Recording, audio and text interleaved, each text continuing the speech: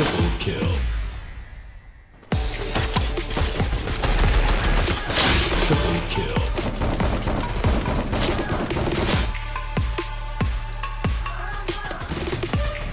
Lottery kill. Triple kill. Lottery kill.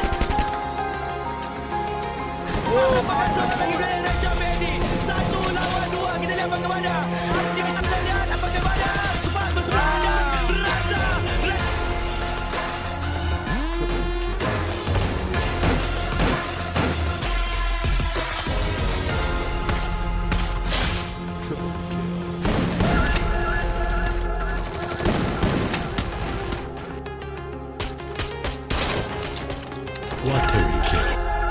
Gabung dengan lepaskan kena room. Dua knockdown. Mantap sekali Bumi lepaskan dia. Dapat 2, dapat 3.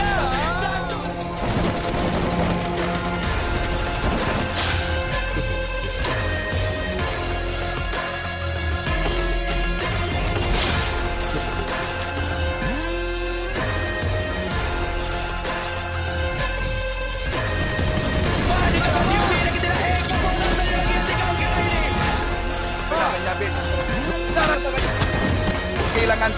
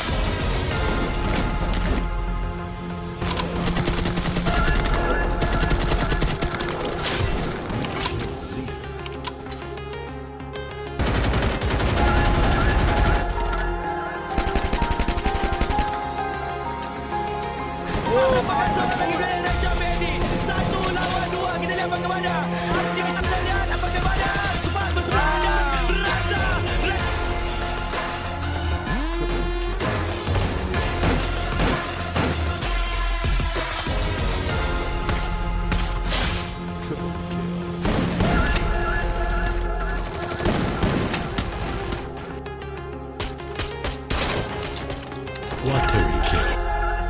Bumi melemparkan kena room. Dua down. Mantap sekali Bumi lemparkan oleh Yak. Dapat 2, dapat 3.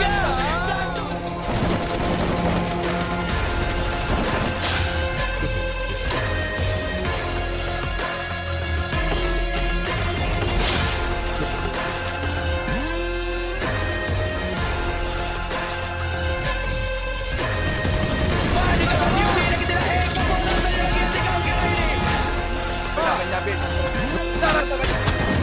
Kehilangan.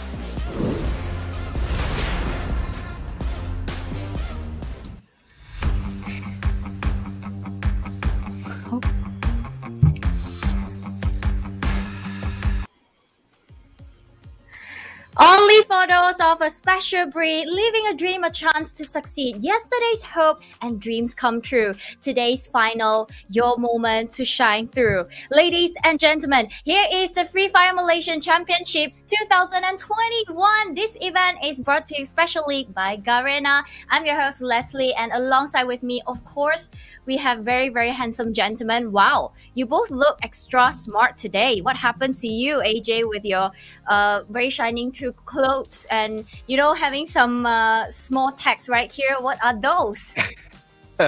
Thank you very, very much for the compliment. You look absolutely ravishing as well, Leslie. It is super amazing to have you back. You will come to find out that Husky and I are very, very excited about, just ending all of this on a high note together with you today. Because, the action had built up so well during the league stages. And, it's just built its storyline so well today. And, it's posed a lot of questions as well, hasn't it, Husky? Yeah, absolutely. And what better way to start off the grand finals with probably one of the most glamorous poetry from our host, right? So I am very excited to see what is in store. As we all know, the format for Free Fire League is very brutal when it comes down to the grand finals. So 4 weeks of effort gets encapsulated into just 6 rounds. And I want to see if the teams that we've been hyping up for the entire month gets to live that final life in this grand finals. Yeah, before heading up to all the gruesome actions, I'm sorry, ladies and gentlemen. Here, gentlemen, is AJ and Husky with me. They are amazing casters, so I wouldn't want to miss out their names. Okay, so casters, before we are heading to the schedule and all the team introduction, I would really like to ask you, what is your expectation today? Would you like to see, the bottom bracket from last week, the final day of league stage coming up right next to get third or second or first? Or you think that you want to stick with the best team right here?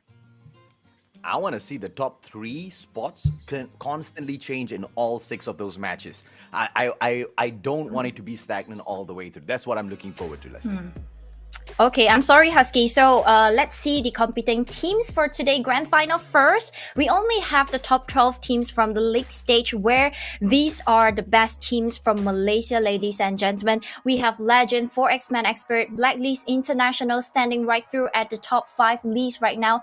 Auto Knockout, top 1 from the league stage. They are absolutely one of the best compared to the other teams, but they are actually standing right through next to Gig Fam as well as Sam 9, because I would say that what are the difference between them? It's only the kill points. So today we're gonna look forward to all the kill points right there, so see who's gonna get away the throne with better kill points. And over those LT, I would say that wow, they are absolutely having so much improvement on the last day of the league stage. Wow, they actually took over Sam 9 in one match, and another match they make AKO handicap. I would say that this team, it's what I am really expecting a lot. They probably is gonna get away the top 3 today. I don't know, because there's a huge question there. Later on I will ask you guys. So let's move on to the other teams: Freedom Rumble, Team Fast Kill, Eternal Watch and Learn, Secret Movement, Sam 9, and Sorry Raw. So as last week when we conclude the league stage, we were looking at Auto Knockout, Geek Fam, and Sam 9 was at the top 3. So today we have no idea, because this is a whole new week, and because we also have a whole week break. So everything is gonna turn around, and we have no idea how to estimate everything, because those teams are really good as well. Over those LT, they've shown us the bottom bracket can really climb up to the top 10.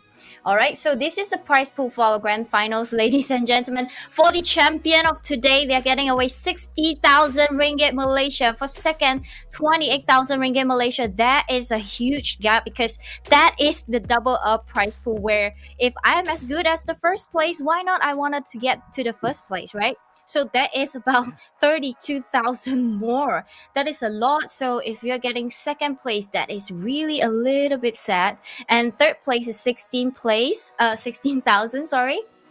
16,000 ringgit Malaysia. It's really not that less. It's actually enough for a lot of stuff. And fourth place 8,000, fifth place 6,000, sixth place 4,000. I think that the gap between between all the placement from 12th to 4th is not that huge, you know. So it's like if you're at the almost same level at there, you're feeling like okay, it's fine, because it's just a little bit difference. But when it comes to 4th place to the first place, that is like wow, no, I have to get that place there. So if you're 4th, you really wanted to climb up just a little bit just to get double our prize pool. So ladies and gentlemen, this is the prize pool for our grand final. And next up, we are going to look forward to the point system. And the point system is what I really like to highlight today. Oh, sorry, they haven't changed the point system just yet. And maybe we talk a little bit more about the teams, because I would really like to highlight that, because when we look at all the teams that were playing so great in the league stage, such as Geek Fam, AKO, and Sam 9, these 3 teams, they really have good synergy. Okay, before I throw in a question to any one of them, here is the point system, ladies and gentlemen. As well as usual, every game you will gain every 1 point for 10 placement onwards, and till the top 1, which you are gaining booyah, then you are getting 3 points from the second place, where 12 points is into your pocket, and every kill point you will gain 1 point for that. So kill points is extremely important, as our caster has mentioned that, because before the league stage start, I actually asked them about this, whether you think the kill points is really important, because that is only 1 point. Then you would think like, it doesn't really matter, because if I get placement points good enough. And then that really shows a lot of difference, because Geek Fam, AKO, and Sam 9, they are the 3 teams that only have difference in their kill points. So today it's only 6 games, and these 6 games you're gonna try your best to get most of the kill points right there.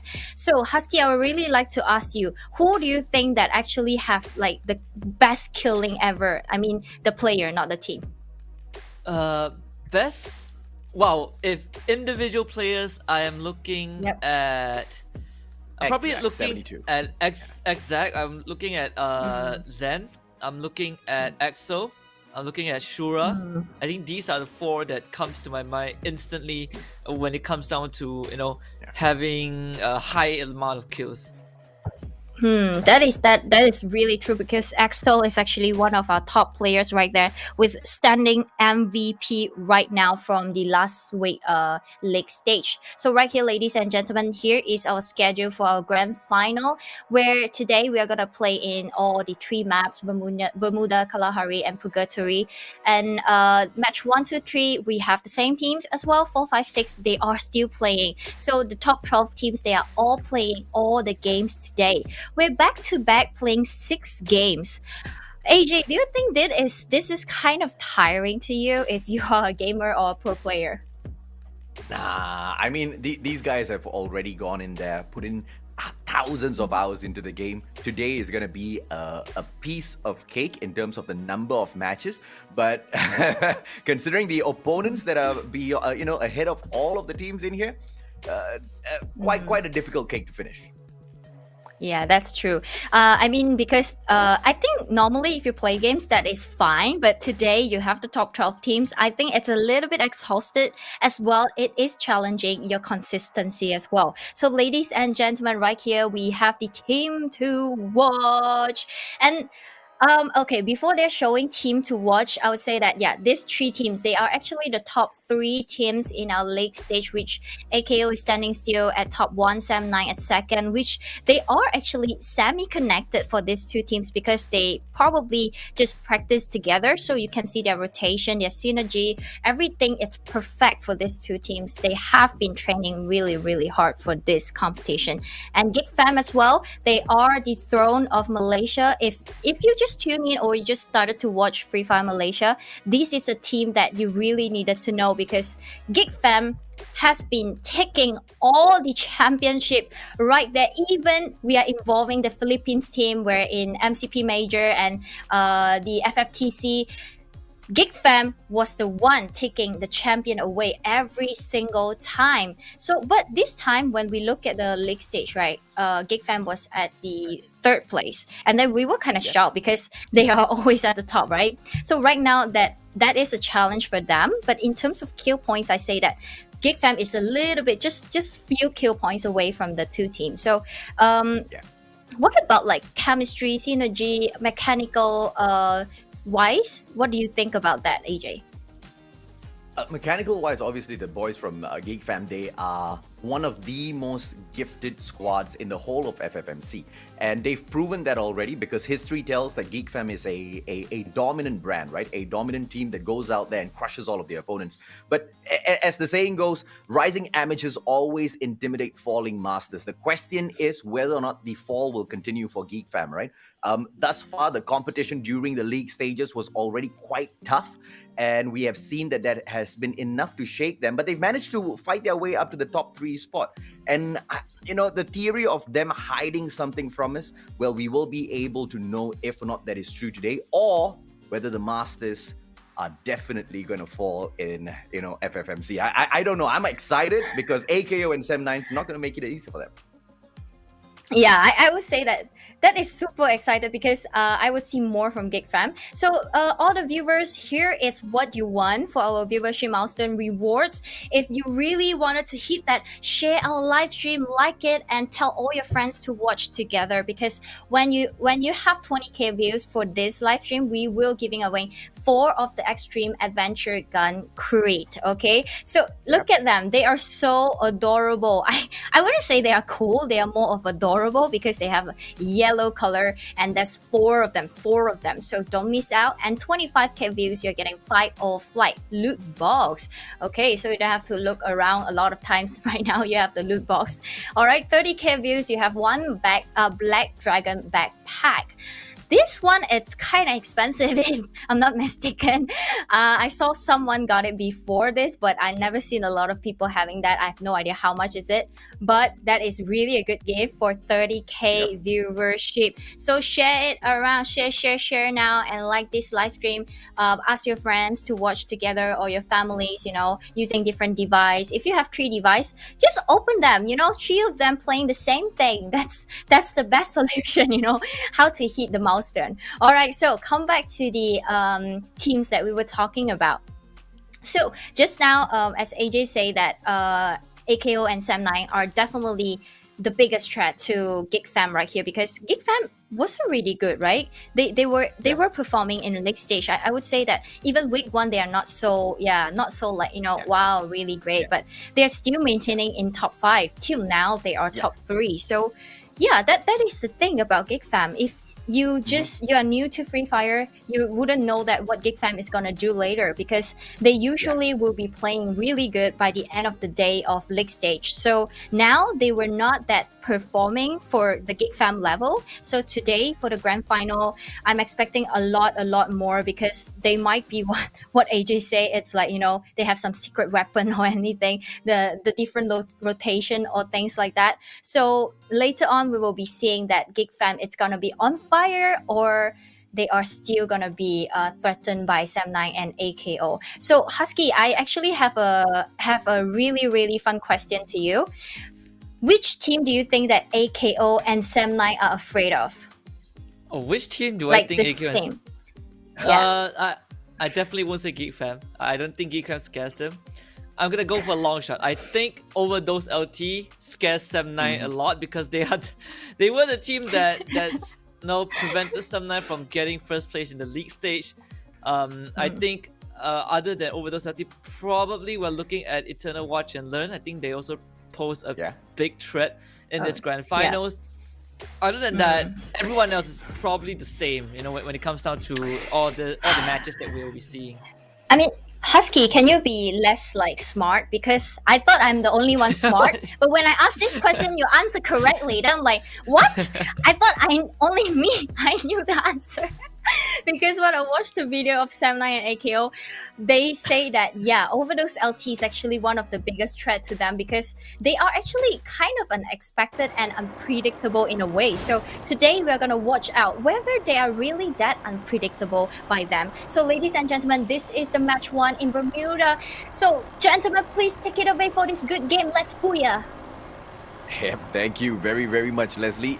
I think the high probability of Geek Fam moving on to get that number 1 spot here, Husky, is super duper high, only because of the fact that we didn't see them performing all that well in the league stages, and yet as we've discussed so many times, getting that 3rd spot, right, so impressive. And stepping into the finals, they would definitely be looking to set a great precedence from the start itself, right, to start off really strong.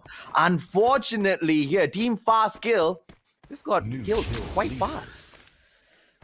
Wow, this slightly unexpected. I did not expect Fast Kill to drop at Mars Electric alongside AKO. What we're seeing right now is a lot of these teams are switching up their drop spot, which is kind of understandable, right? You want to throw a curveball at the start of the grand finals. But if you're Team Fast Kill, this is definitely not the beginning that you were looking for. Although the good news is they only suffered just 1 death, so there is a lot of chances for both Afiq and Boys to still make haste and perhaps survive longer into the rest of the round. Yeah, I mean, it's already bad enough that you start the round with just 3 players, and now losing Spark so early on. They barely have any loot on them.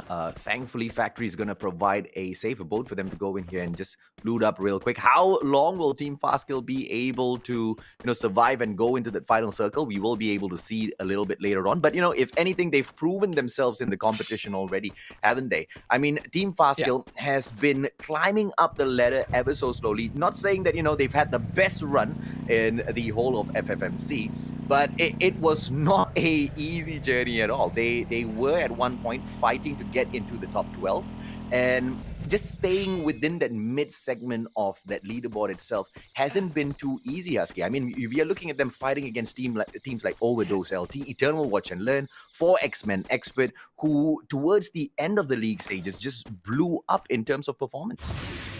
Yeah, and now we might see a bit of contact between Blacklist International and Sam9, at least just a bit of a love tap. Both teams are pretty much spread out along peak. Like Sam9 have basically there's 2 members nearby this area, and Blacklist International is covering all the perimeters.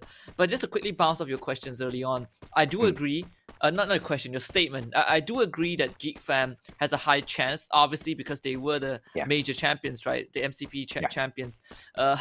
However, I would go as far as to say that I want to see a new winner, and No, of it's course. not to say I'm discrediting Geek Fam and how good they Mm. are, but I feel like FFMC right now, the competition is more ferocious, and I think Yeah. overall Geek Fam just they have not convinced me throughout the entire group stage that they can be the champions, with 100% probability. I feel like Sem9 Yeah. probably has a better chance of winning it out by the end of the day.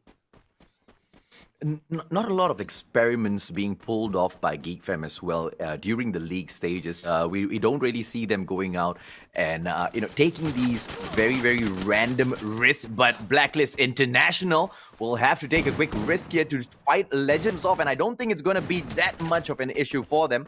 But the team, I believe, is quite split up, isn't it, Husky? Do we have all 4 players from Blacklist International here? Oh no, we don't. Blacklist, remember last we saw them, they were spread out around peak. They were trying Yeah. to cover the whole perimeter. Now it's a kind of a 3 versus 4.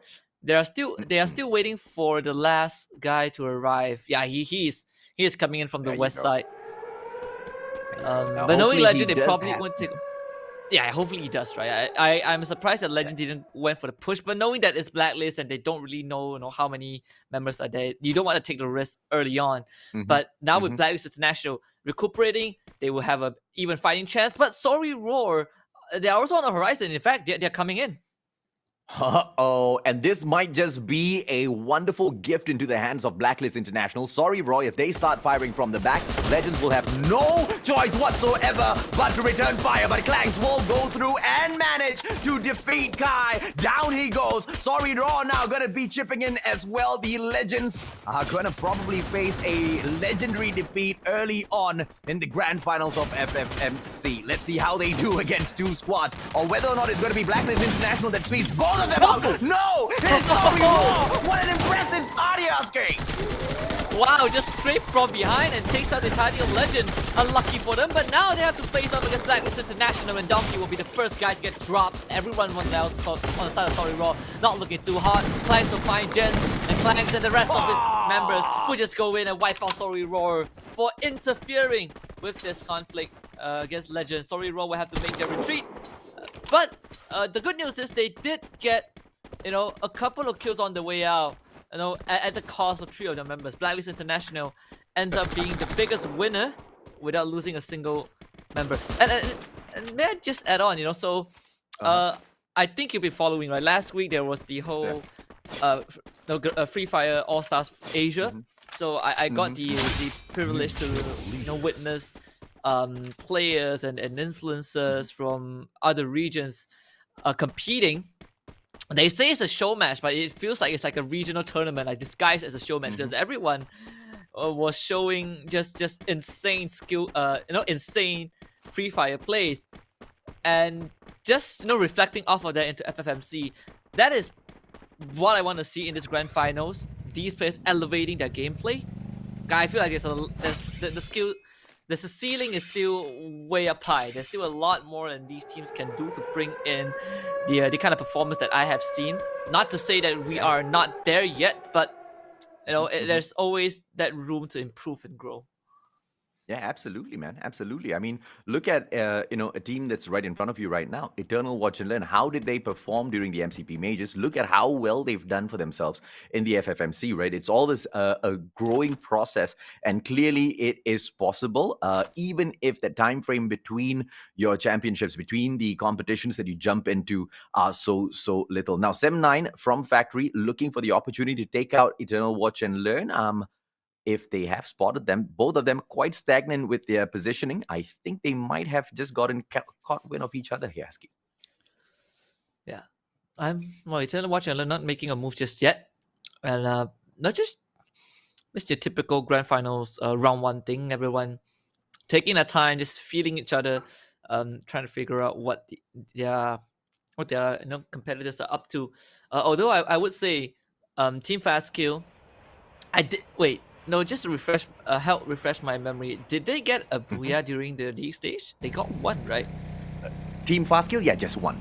Yeah, so I believe it was towards like the very end of the league stage, and that has always been the storyline, right? We looked at Team Fastkill and we kept emphasizing how they have the potential to get more booyahs, but they always get stopped by how they approach the game. There's so many chances that Team Fastkill could have been the team, but it didn't end up being so. They only finished the league stage with 1 booyah, which I would say is slightly underwhelming. Compared to the projected results that they could have gotten, but to see them in the grand finals is for now is satisfactory enough. But they didn't have the best of start, so let's see what they can make out of it. Yeah, absolutely, man. Geek Fam, 2 different vehicles. As you can see, the icons moving quite quickly, just around the circumference of the next zone. They want to move into hangar. They know that Freedom Rumble was right there in front of them. Don't want to take any early risks. And I already like the way Geek Fam is taking this game, right? They know exactly how well they have got the mastery over the mechanical segment of the game itself. They know if they get involved in a gunfight, they are most probably going to be able to defeat their opponents, but they don't want to take that risk. They want to move on into that zone, and they do exactly that. Not just the next zone, but the one even after that. Geek Fam, Hazik in the vehicle. Let's see if or not they will split up. I'm looking forward to that. Eternal Watch and Learn might be in trouble eternally because Sem9 was just beyond the horizon from them earlier on, and now they have to deal with Geek Fam right behind them. It's not a good spot to get caught in, Aske. That is assuming that Geek Fam knows where they are, which I don't think they do, at least for now. This is probably the most quiet round that we have seen out of Eternal Watch and Learn. They have not moved a single muscle ever since we last saw them. And obviously, Geek Fam has tried to check that compound, didn't see anyone from Eternal Watch and Learn, so it could give them a false sense of security. And Eternal Watch and Learn, they're probably going to just bunk in until they eventually force up on the circle, because so far the circle has been really kind to all of these teams. He moves the vehicle away. He knows that somebody is there. Boys going in for the shot. Afik as well, but this is going to be trouble because here comes 4 players. Team 11 right there in front of them. Team Fastkill, auto knockout. They seem to want to finish this, and it will definitely be possible. Afik now on the ground. They are trying to pick him up. He gets the pickup, but the nades will be flying through. Blue wall will be protecting them for just a little bit, but the inevitable just steps forth. Double vectors to the face. Lemon gets then knocked down, and Team Fastkill is eliminated. You know what they say, the past always catches up. They started off the round at Mars Electric and they ended it at Mars Electric. I'm surprised that Team Fastkill actually didn't move too far. I'm guessing it's because of the circle, so they felt compelled to kind of return to the safe zone, and obviously AKO was still around. So just a very unlucky round for Team Fastkill, honestly. AKO though, good for them, 3 kills. 3 kills to start off the round. All of Team Fastkill, they'll be really, really happy. Team Overdose LT, one of those who have most definitely impressed us during the league stages. Let's see exactly how much can they do here, because everything is on a fresh new slate, right? Everything has been reset. Anybody can reach up to the top, and anybody can defend their spot at the top. Consistency is key. We've harped on that so many times during the league stages. It is so much more important right now at the grand finals, isn't that right, Husky? Yeah, absolutely. And I think Overdose LT, we kind of seen them take down the top teams, right? it's pretty I wouldn't say fun. It's pretty interesting to hear teams like Sem9 talk about how they actually fear Overdose LT the most. Just probably like one of the biggest reasons is probably because of that one round where Overdose LT just flattened them in the beginning and costed them that first place. But overall, I think Overdose LT has, like Leslie pointed out, one of those X factors, one of those dark horses. You just don't know what they are up to. But when they pop off, they actually are the kryptonite to all of these front runners. Okay, now let's see if or not Eternal Watch and Learn gets lucky because 4X-Men Expert, if they do manage to get a backstab onto Geek Fam, that can just be enough distraction for Eternal Watch and Learn to chip in a few shots and eliminate Geek Fam from the equation. But no, 4X-Men Expert, they take a 12 o'clock and they get out of the trouble, which means Eternal Watch and Learn, they are still very, very much in a sticky situation. None of these three squads want to move. 7-9 is very, very comfortable. The zone is literally just searching them out, moving towards them. The top dogs are having such a great day in match number 1. Lady Luck is on their side. Blacklist International, as we opened up the day, they could have, taken a bit of damage, man. They could have. And if that fight had started off any sooner, we might have just seen Blacklist International get wiped out because Sorry Raw would have come in and chipped in as a third party a lot more later in the game. But, just holding off and with Manflank getting that beautiful pick from the right-hand side, it was just enough. Sorry Raw came in, wiped the ground with everybody else, and eliminated the Legends. And now it's going to be Freedom Rumble 4X-Men Expert. This is one of the highlighted squads from the league stages. Beautiful nade, but unfortunately bounces off of the ceiling. Let's see if Maru will be able to put all of those damages in. Nade's just flying back and forth here, Husky. But those time turners won't be able to make the difference. What a jump by Javad from on top of the caravan onto Jazz. But that's just a knock. No delete just coming through just yet. Up with the blue wall. Are we going to be able to see him get the takedown? Yes, he does. Pulls the time turn out in the nick of time. Still helping Jazz survive this onslaught. Well, they actually just overwhelmed Freedom Rumble. Freedom Rumble could not hold on. 4X-Men Expert, they take the 12 o'clock. They run into the troll under the bridge. And Phoenix finds Feeks, making Sorry Raw the next team to be put on the chopping block and eliminated. And Yard at the same time knocked down by the blue zone. So secret movement, they're actually coming in and they're running straight into Geek Fam. That is not the place that they want to be in. The secret movement just gets obliterated without being able to put up a fight at all. It was either the blue zone or Geek Fam, and they chose both. They were forced to choose both. AKO now in the horizon. Eternal Watch and Learn just revealed themselves to Geek Fam. So this is going to be pretty interesting because these two teams need to make it into the safe zone next, and AKO is safeguarding that area. Now, Geek Fam, they do have the vehicle on them, so they should be able to just drive it in and zoom all the way out of there, hopefully avoiding the team of Eternal Watch and Learn. Auto knockout in the next zone already, so even if Geek Fam does flank from the right, no saying that the vehicle will be able to take all of the damage that comes through. Overdose LT now with an opportunity, pulls out the glue wall, traps himself into the container, and it's gonna be Blacklist International getting taken down left, right, center. Auto knockout chipping in as well. Skyzo goes down, not deleted just yet. Black Cobra, very, very stealthy, very, very effective throw spotters combat, and this almost gets done, but Blacklist International gets kicked out. Overdose LT, the slayer of the Giants. And now they have to face a secondary team, which is AKO, and the blue zone needs to outrun the blue zone, and Venom with a good shot to take out Show You. Flank dies to the blue zone. At least he gets knocked down. Geek Fan now having to outrun everyone, but Boy just stands his ground. RP drops the time to pick his buddy back up, but still the blue zone is causing a lot of damage. RP steals himself up, but X-Jack will be down. RP is now on the run. They have to get into factory, but that's where AKO is, and the rest of Geek Fan not having a good time. Freedom Rumble also getting eliminated at the same time. This is getting super chaotic as RP turns around and wipes out Demon, not giving Eternal Watch and Learn the entry that they want. For X-Men Expert, they get wiped out by AKO. A teamwork there, AKO, as well as Eternal Watch and Learn. Unfortunately for 4X-Men Expert, they couldn't fight back. But now Eternal Watch and Learn trying to take down Geek Fam. They couldn't get it done earlier. Geek Fam did manage to pull a quick blanket over their eyes and get away, and they do that once again. Eternal Watch and Learn cannot go in for the pursuit because that will just leave them so vulnerable to all of the shots. Not saying that they're in the best of places right now. They have to hope on the fact that auto knockout distracts them 9 so that they can get to a safer place. Geek Fam, on the other hand, are securing a very, very good position for themselves, Husky, to be able to take the jump on all of the other teams. Auto knockout, if they can meet Geek Fam early, that's exactly what happens. Beautiful knockdown by Lemon, and Shura finishes Apis. Oh, you cannot just run in like that. Geek Fam, they wanted to go for the rush, but AKO, they were so ready. They had the best compound with so much fences, so much terrain to work around, so much structures.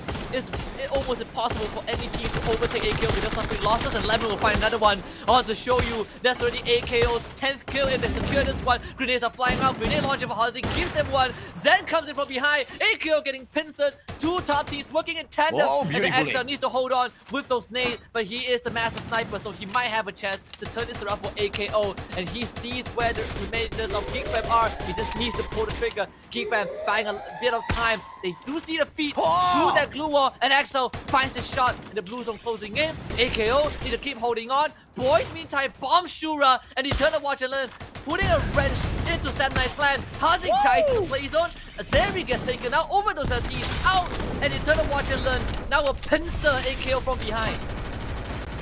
I'll show you in trouble now. Too fast, moving in, nade in hand. But X-Boys as well as read him down onto the floor. Eternal Watch and Learn only have Maske alive, and he goes in for the shot. Zen OP right there behind him. Axel comes in for the quick sneak peek, but he does get taken down as well. Eternal Watch and Learn still standing up, but the zone will get him as well. Sem9 gets eliminated. Holy crap! Who got the win? It's the one and only Auto Knockout.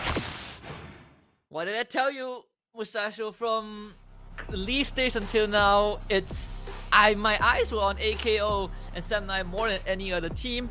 But when we look at the conclusion of that round, it is literally probably the 5 best teams that we have in FFMC. You know, getting that top 5. You know, with AKO, with Sam9, with Geek Fam, with Eternal Watch and Learn. I think over those LT was also able to chip in a bit as well, but AKO closing out game 1 with what, 9 kills, super impressive, and what a great start. It feels like they're going on that road of redemption since their since that so close yet so far kind of run during MCP. This could probably be that vindicated run. Absolutely, man. Absolutely. Welcome back, Leslie. Hi, gentlemen. So, wow, just now that match is such a chaotic match. I would say that all the big teams, of course, they are like whenever the small teams, they fight against the big team, they are always the one who die. I feel so sad for them. It's like the first Legend died by playing against Blacklist International. Then I'm like, okay, Legend, I'm sad for you. But I would say that because I'm a fan of Blacklist International, so I'll say that good job, Blacklist International. There you go. They are finally performing. Here's my problem with Blacklist International. They got very, very, very lucky there. It was a very close call, but at the same time, some of that luck was kind of built up by themselves as well, right? A beautiful flank by the one and only man flank started things off. It's not about just Blacklist International rushing for the backup, rushing to get all of their men in the same place so they can take on a full squad battle. It was all about positioning, and by the time they actually got to that position, Lady Luck just threw a whole bunch of luck their way, Husky.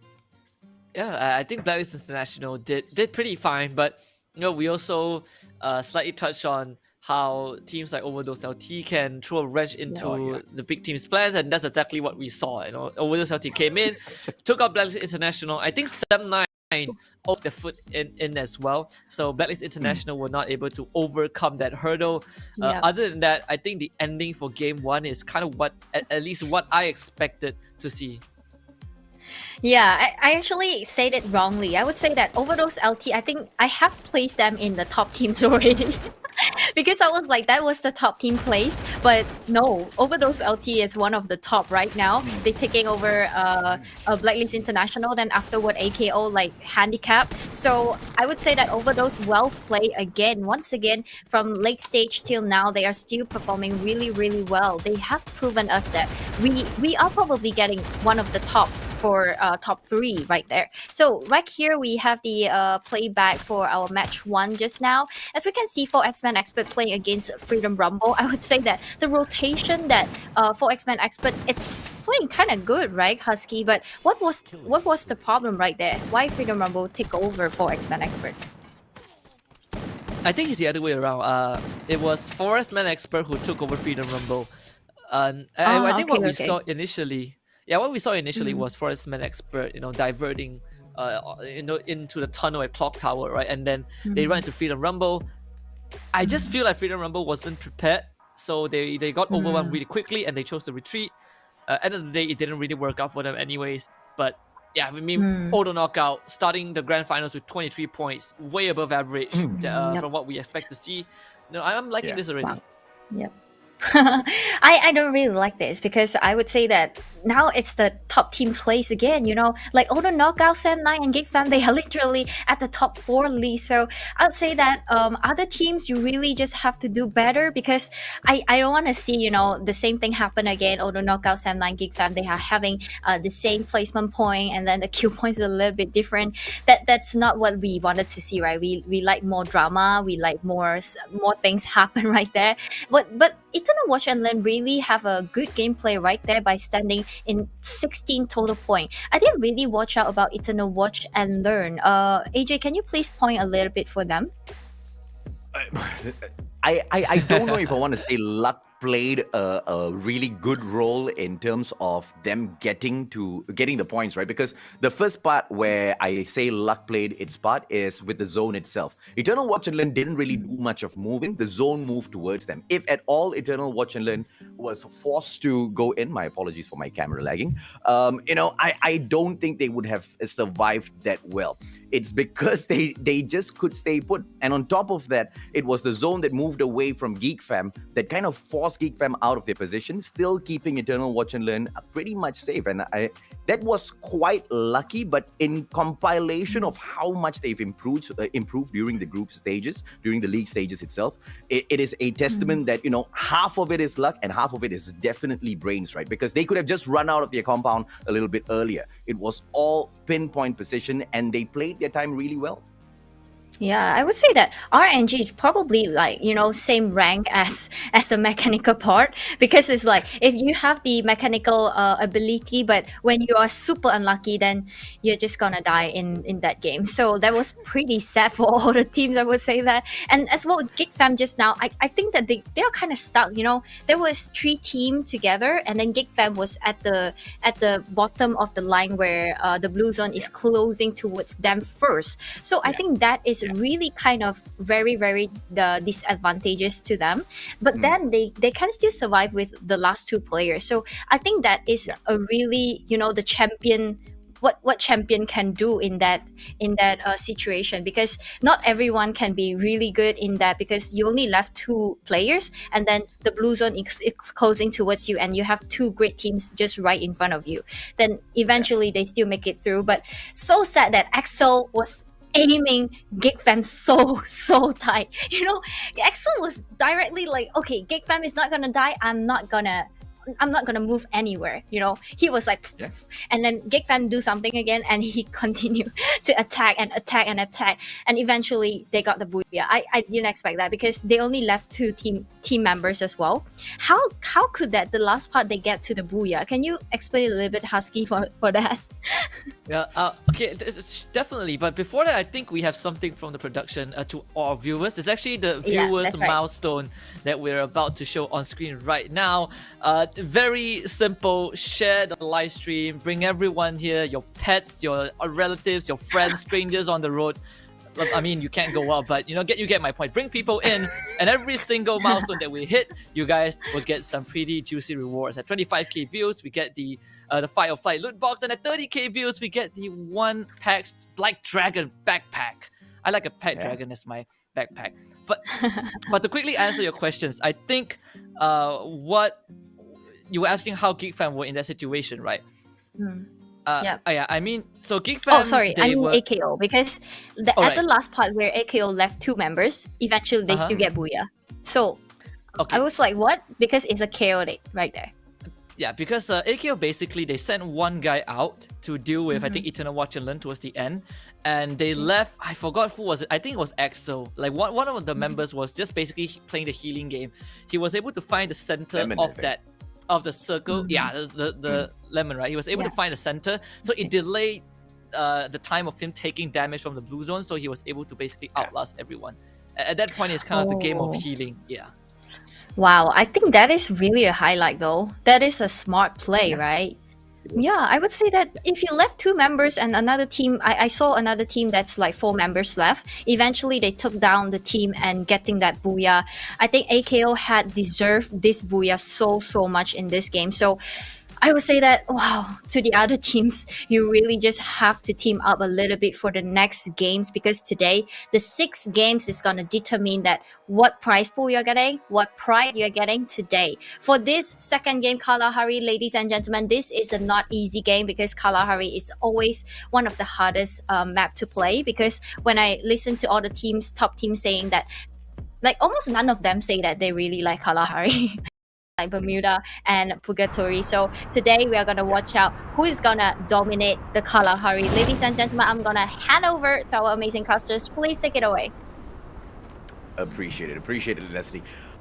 Blacklist International, as they used to be known as the Little Argons, they used to dominate Kalahari quite a bit, but a lot of that dominance has kind of dimmed down, hasn't it? Yeah, kind of. I guess it's more like other teams started adapting. Well, Team Fast Kill just couldn't stay away from trouble, and instead of AKO this time, they hot drop with 4X-Men Expert, a team that I would arguably put them on the same pedestal as Overdose LT, where they have a lot of surprises in store for us on a good day. But is that good day the grand finals? That's what we are here to find out. 4X Men Expert is just like Overdose LT. It's just that they play placements just so much better, right? In terms of their firepower, in terms of how well they stand up against the other squads in a gunfight, they take it toe to toe. You most of the time cannot tell who's gonna come out of it alive. Unfortunately for Spade, he doesn't get knocked down. He knocks himself down by jumping on. Yeah, it's so weird because prior to the broadcast, I was watching and reading up on some real life events that happened in the past, right? And there was this mishap that involved people falling down from great heights, and I would say, and I can confirm that it is not a good idea to jump down like that. Space just can't. He just can't stay away. If it wasn't wasn't obvious already, eh? Right, yeah. If it wasn't obvious already, let me give you a. Let me just reiterate that. He still can't. He still can't stay away from being the first guy to get knocked, like either by someone else or himself. Sometimes you are your own greatest enemy. Like. I'm glad he didn't die though. I mean, he's back in here. Maybe this is his own redemption arc, right? Maybe for all we know, Spade's gonna be the final guy standing, and he's gonna pick the booyah up today. I'm looking forward to that. That would be great. It's definitely possible. I mean, at least for the final 2 weeks, we've been memeing him a lot. Like if he's watching the English broadcast, he probably would feel it a bit, like these guys are right. I'm always the first guy to die. That needs to change. Though it's not entirely a bad thing, but you want to play the game a bit more. It's always a bad thing to die first, Husky. I'm just saying it depends on under what circumstances, right? Like if you trade your life if you get like a 1-4-2, then it's worth it. But most of the time he just dies without getting anything in return. Let's just call a spade. Why don't we? I refuse to do that without evidence. I like what I see is what I say. Okay. It's just gonna be so damn funny if Spade dies first. Okay, Spade, we're not putting a curse on you. Just want to see if it happens again. Sem9 still looking for the number 1 spot. I'm very sure they wouldn't have been all too happy with how round number 1 has ended here today. They were quite close to getting that booyah as well, but unfortunate for them, they got caught out in quite a sticky situation. I believe they managed to get the 3rd spot earlier, wasn't it? Yeah, they got the 3rd spot. I think overall they were 2nd in terms of placement, if I'm not mistaken, but they only got like 2 kills, so that's very less points. I think they only got 11 in total out of that. When early on, when I believe Leslie asked us about who do we think are the best fraggers, I left out one guy which I regard as probably the best CQC player, Roy. I think he has overtaken, during MCP Major, we were talking about how Geek Fam has the best CQC, but I think Yeah. Roy from AKO has kind of overtaken that, and now he's the best guy that you can rely on to win those close quarter combats, regardless of what weapons you give him. He always finds a way, and that's what been giving AKO a lot of those prowess, because they have a great sniper in the form of EXO, and then have Roy who just runs at you like John Wick, like as if he took out his dog or something. But good news, we have just reached the 20,000 milestone. So here it is, claim this box, key in that code right down below, and you will be able to gain 4 of these, the crates. And just don't miss out this chance, Great achievement for a standing ovation from everyone behind the scenes. So keep this going, keep sharing the live streams, there's more to come. Absolutely, man. To hit 20K so early on. Oh, you guys are absolutely amazing. Now, I believe that those codes will only be active to around 4 p.m. So don't wait. As soon as you get that screenshot, just jump into the game and punch it in. But make sure you come back to the stream right after, okay? Because 20K is just the very first step. We still want to hit that 30K mark, that dragon backpack. Just so freaking dope. I might just get hooked to Free Fire on a daily basis just to run around the field with that backpack, Husky. I'm not gonna lie, that backpack actually looks dope.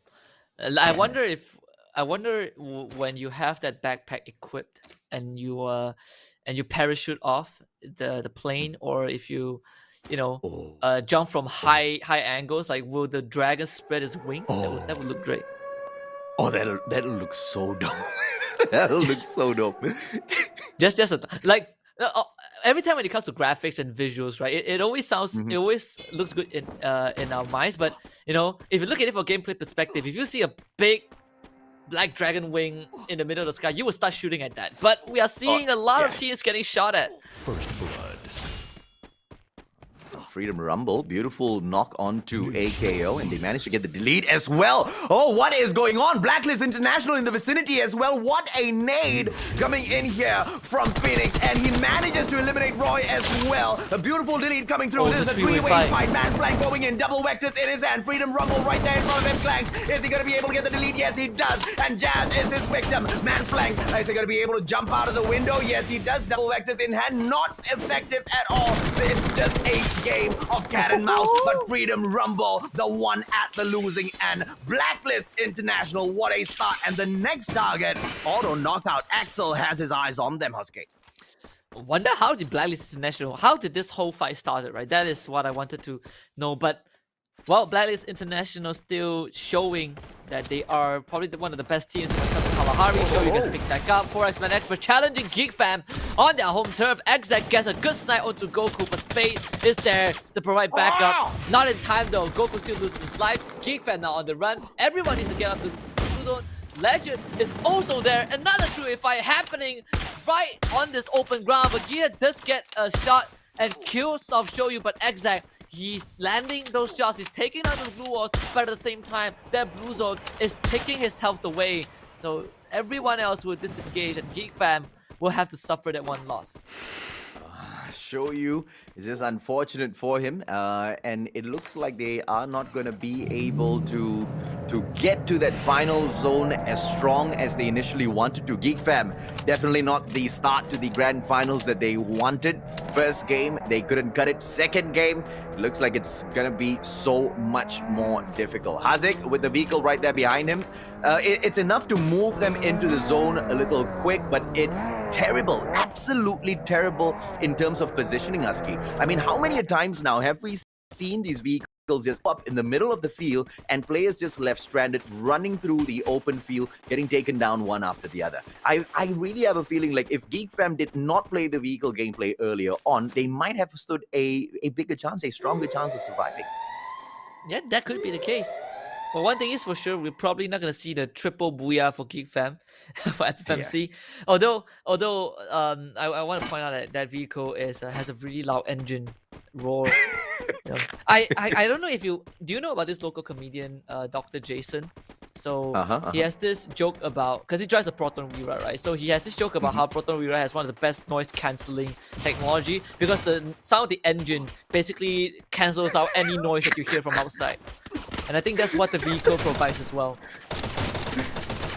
I guess you don't need to mod your car that much. That Eternal Watch and Learn taking those spot shots against Sorry Raw, but they need to be really, really careful here because they might just get third party. Now they don't need to worry about that much because Sem9 is there to handle that fight for them. Eternal Watch and Learn, they can focus in on their own battle here. But Overdose LT, on the other hand, they need to focus on a challenge that has presented itself right in front of them. Sem9 dropping in for a little bit of sweet, sweet revenge. Yeah, and at the same time, Secret Movement having such a good vantage point. In fact, Sem9 losing out one of their members to Zeri, and of course, is Overdose LT in the building, challenging Sem9 head on. These guys are fearless, and Sem9 gonna start running. Manflank does get a takedown with that landmine, but you can see Skizzo having a pretty darn good angle in this building. And Sem9 completely caught out in the open, and in fact, Overdose LT, they're not gonna let up. Fans playing around those floor, they're tossing those snakes. Shucks does get a shot onto Shura, and sorry, Raw also wants to stop Sem9 in the tracks. That's 2 deaths for one of our top teams. Oi, oi, oi, oi, oi, oi, oi, oi, oi, Sem9. Oh, Nate flying through the air. Newbie! Gets knocked down. Beautiful backup with the sniper as well. Skyzo! He's not able to get it done, but it doesn't really matter, man. That final shot towards that butt was all it took. Sorry, Raw now need to deal with both, the strong teams. I believe GeekFam is there to say hello to them. Eternal Watch and Learn nearby as well. Overdose LT needs to be really careful here, Husky. Oh, Zen is still alive, and Zen already found one. He's here for revenge, but it's a 1 versus 3. That he was not hold for long. Can Zen really make a critical play? It's highly unlikely, and indeed it is highly unlikely. Overdose LT once more shuts down Sem9 at the start of the round. Yeah, the party's not over. Here comes Eternal Watch and Learn right now. Maske, Nade in here. They are gonna go in and cook that bread. Fence recovering himself, preparing for the next battle. Double vectors in hands as well, but unfortunately Fence with the shotgun in his hand gets knocked down, gets deleted right after as well. Skyzo and Flank healing themselves, running out of the way. But at the same time, Blacklist International drops by to say a little bit of a hello. Skyzo now knocked onto the ground. One perfect nade put on, but Flank is that very final man. He might just get lucky because Flank will be able to run away when Blacklist International starts saying a few of those hellos of their own. Blacklist International name from Phoenix, a good one onto Demon, and the second one's going to come true, but there is a time turner to protect Demon. Maske able to bring him back up, but Blacklist International on a rampage. Phoenix now down Maske. Manflank pushes upwards with the time turner, and Blacklist International to go in for the wipe. Already having 8 kills under the belt. They're gonna look for more. Make it 10, make it 12. They wipe out Eternal Watch and Learn, and Eternal Watch and Learn did not stand a single chance. Yeah, but now over. They still gotta continue this, and Blacklist International are looking to pick up quite a number of kill points. And once they are done with those that are sitting down in the home that they are trying to take control of, more animals will walk into the slaughterhouse. Let's see if or not Blacklist International is up for the challenge. 12 kills in here so far, and they don't look like they want to slow down. Overdose, unfortunately, they are getting overdosed with those shots. They want to try to heal themselves up really quickly. Flank right there in front of them. Legend.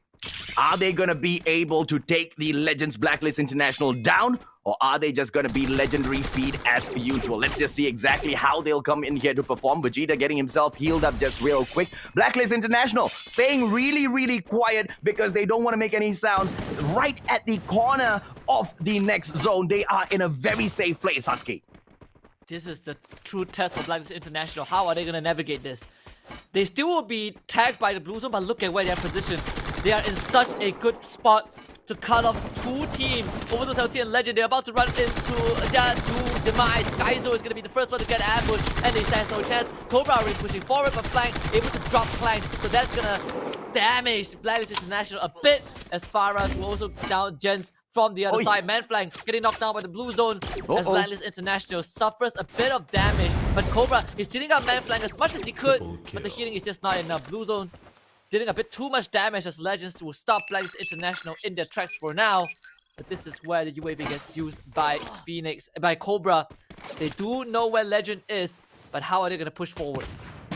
Oh! Nade coming through. It's Yard with his grenade launcher. Are we going to be able to see Blacklist International take advantage of the situation? That's exactly what happens, but a nade getting tossed out real quick. The glue wall popping out. Cobra X has taken a bit of that damage, and now he needs to heal up, but can Vegeta take advantage of the situation? Take advantage of the time. Time Turner getting pulled out. Double Vectors will get the damage done, and it's none other than Cobra X and Phoenix who go in there for the finish. Blacklist International, 14 kills, 14 kill points on the board, and they're still not stopping. But here comes the grenade launcher from Yard once again.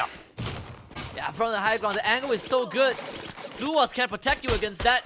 The Geek Fam at the same time watching all of this unfold. They are now going to go for a push on their own. Blacklist International still alive, but Geek Fam might be able to save Blacklist International if they just land those shots, but they don't. They're missing those bullets, and Blacklist International will suffer that defeat. And now it's Geek Fam against Synchro Movement. Geek Fam against their Kryptonite. Can Synchro Movement clutch this out? They have the high ground. They are Anakin, I don't know, Star Wars reference, but they're dropping down the Geek Fam. Yeah, here comes the slam dunk. They're about to put it in. The counter. The Forest fails to dive. And Big Blue coming from the background, running to the time. So the time is kind of running out. They're playing around the blue wall, ring around the close. The Geek Fam up in 58 health. They've been pushing in, avoiding that blue zone, and they're trying to overwhelm Geek Fam. Able to heal up back to 100 health, but he's out. Synchro Movement shuts Geek Fam down, and they take the booyah for the second game. 12th place. The team, the squad that sneaked into the top 12 to get into the grand finals, picks their booyah up in game number 2. A clean slate provides ample confidence for them to go in here and bring the consistency that we are looking for, Husky. Just a great finisher, but you know, Synchro Movement got the booyah, but I would say Blacklist International is the biggest winner. I think they went out at third place with what, 14 kills. So super 14. impressive for them. This should put them in first place in the total leaderboard, but at least this also puts Synchro Movement a bit closer, you know, being able to kind of compete for that first place. Crazy battle in that final zone, but Secret Movement, man, what do you think of that performance, Leslie? Did you expect it to turn out in that way towards the end? No, this is what I expected. Just now after the first game, I was like, I really need to see some other teams to climb up, and Secret Movement really did it, and they have been taking 12th place from the league stage. So they are probably one of the not so good team in this situation, but they had proved us they can make it through this grand final day. And as well, once again, my Blacklist International made me have goosebumps again. Oh my god! Those gameplays are so good. Every time they make me have goosebumps, it's not because how many people they kill. It's really not because of that, but it's because how they play, the rotation, how they actually communicate so well. That is the chemistry I see almost every time in every tournament I see from Blacklist International. So as what AKO had said before, like in the video, they say they are kind of scared of Blacklist International is because their chemistry is so good. I think this is what happened when they are not so unfortunate, and then Sam Knight and AKO or Geek Fam is not going towards them from the start of the day. This is how they could perform. That was amazing. I love it.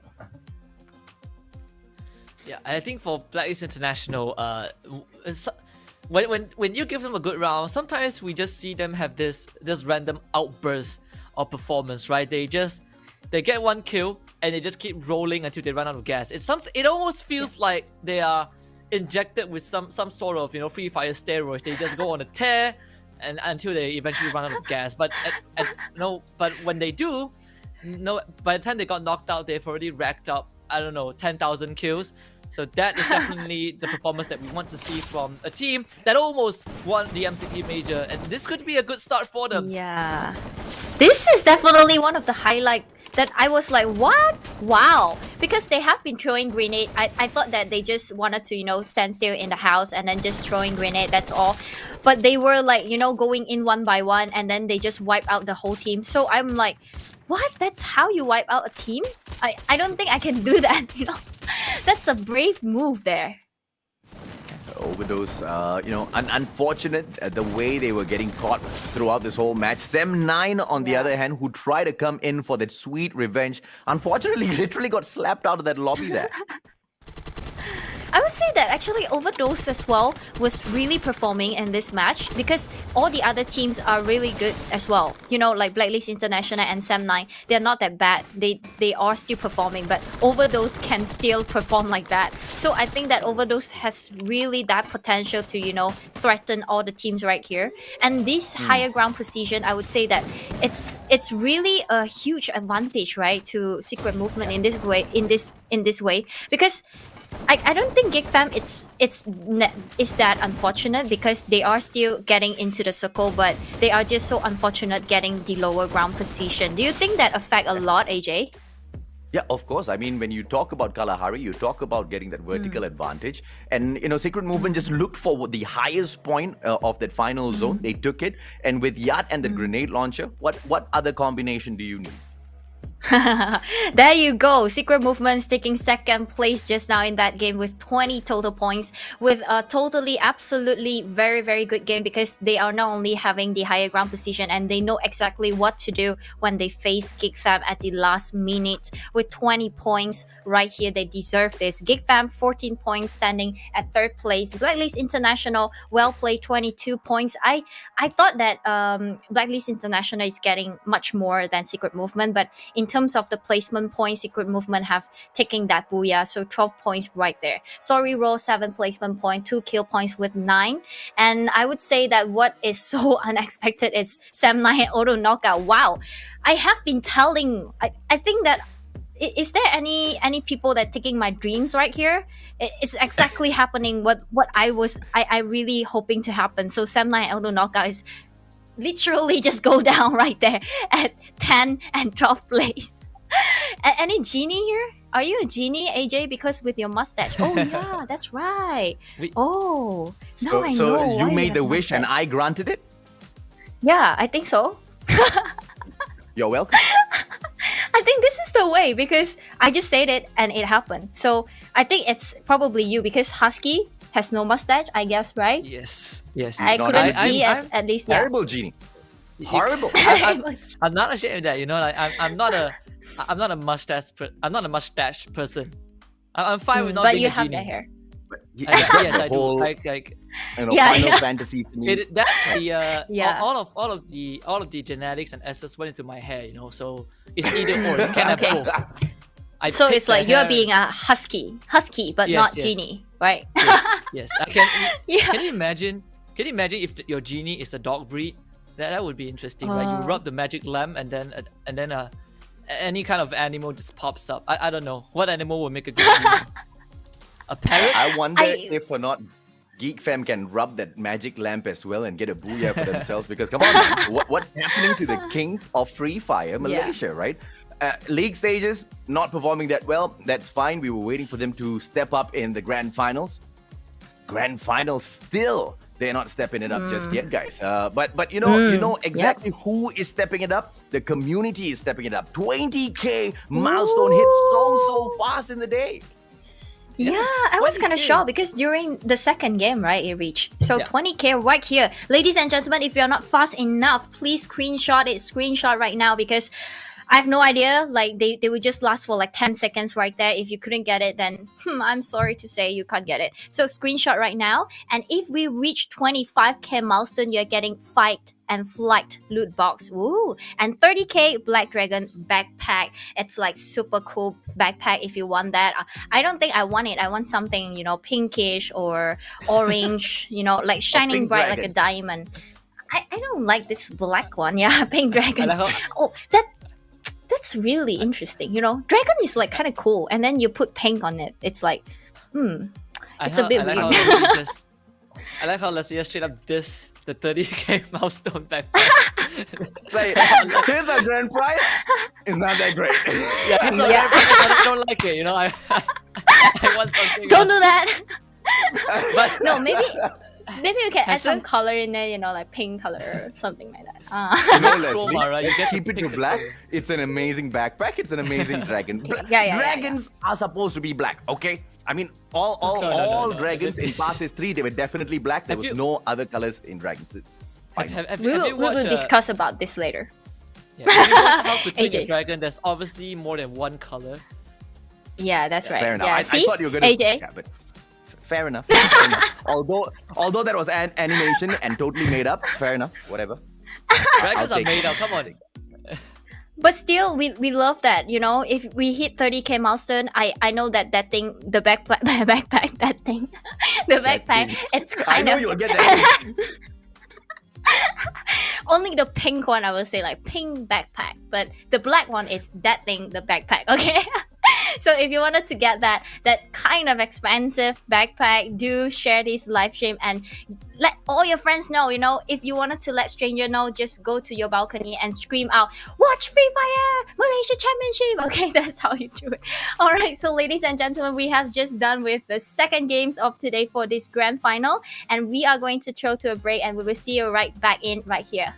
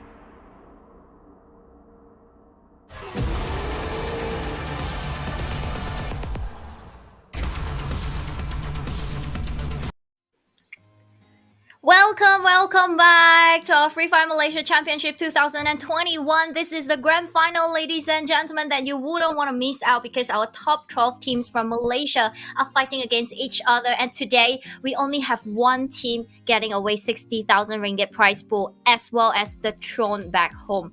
So right now, right here, we have already done with 2 games. And I wouldn't say that we already know that who's getting the throne because in first game, we have the top fragger teams getting really wiped out all the other teams playing really well.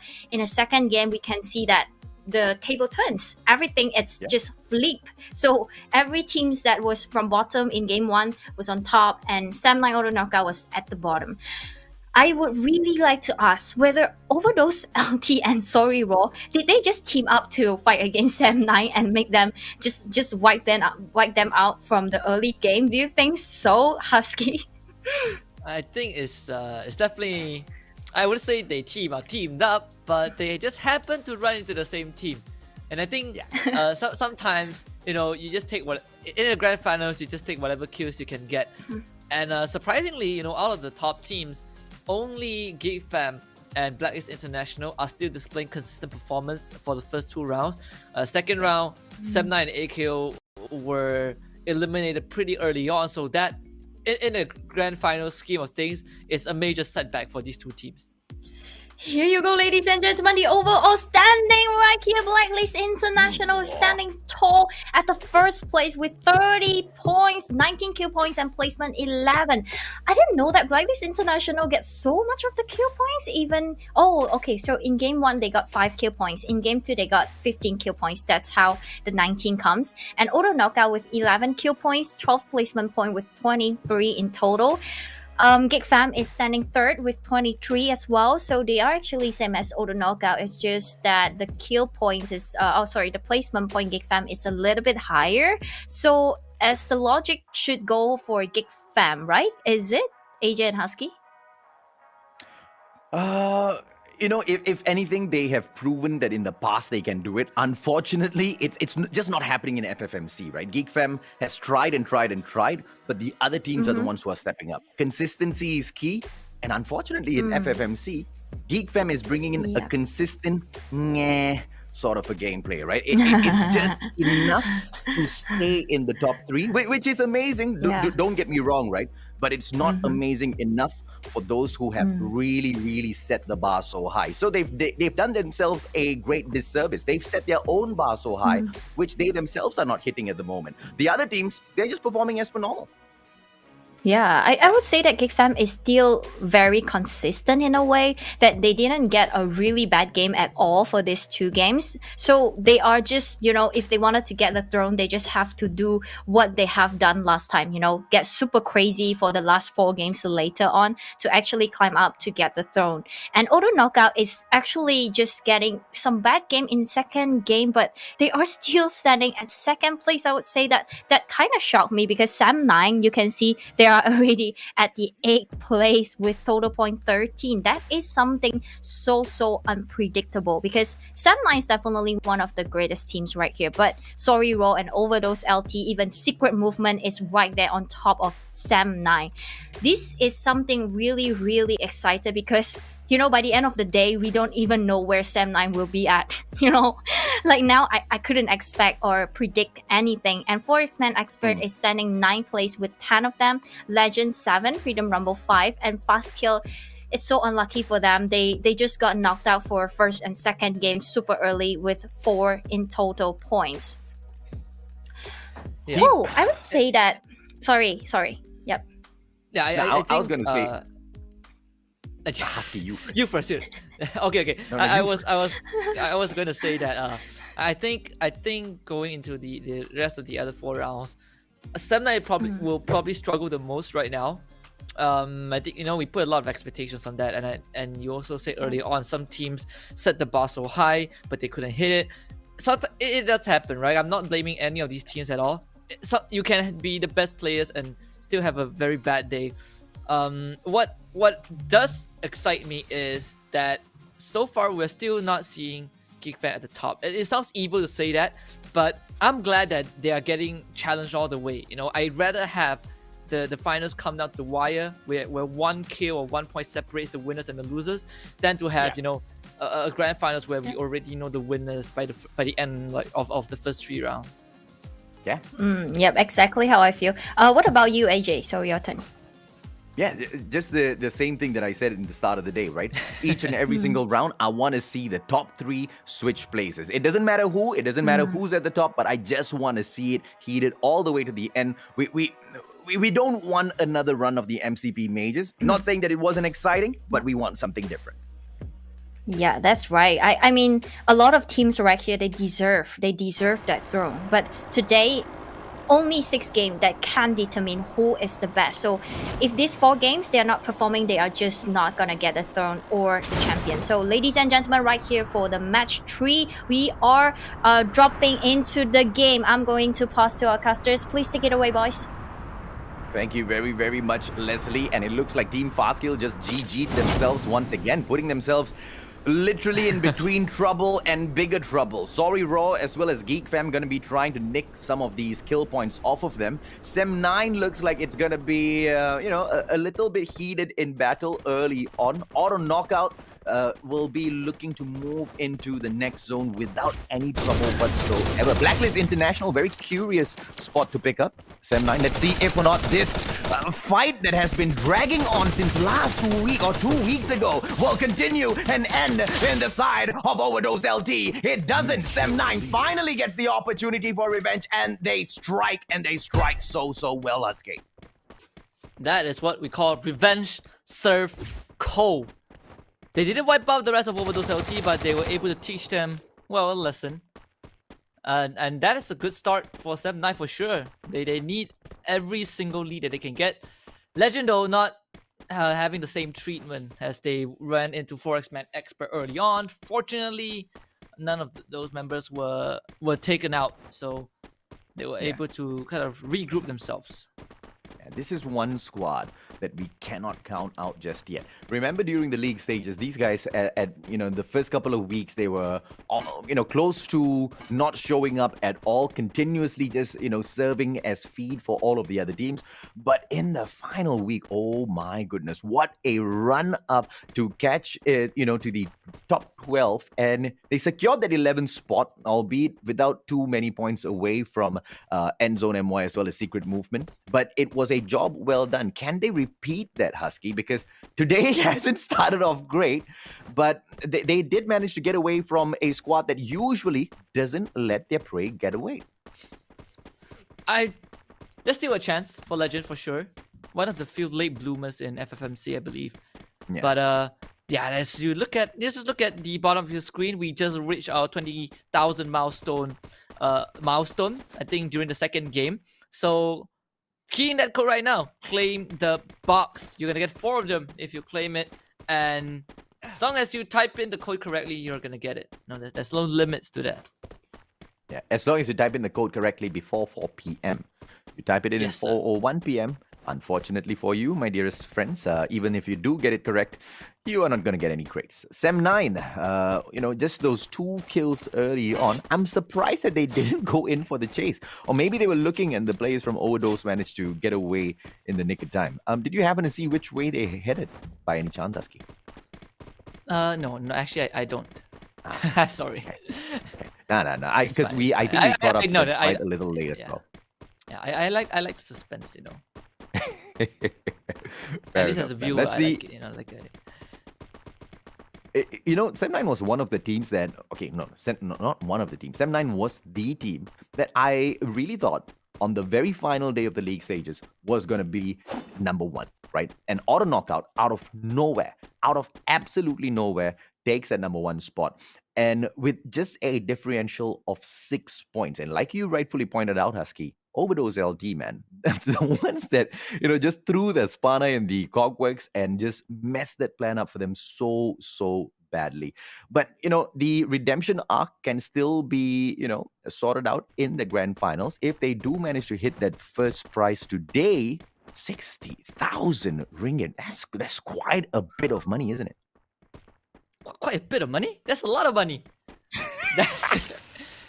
To put it in perspective, 60,000 ringgit is what? So it could be almost as twice as someone's annual income. Woo! Wow. Okay, As you said that, yeah. Go ahead and announce it, Husky.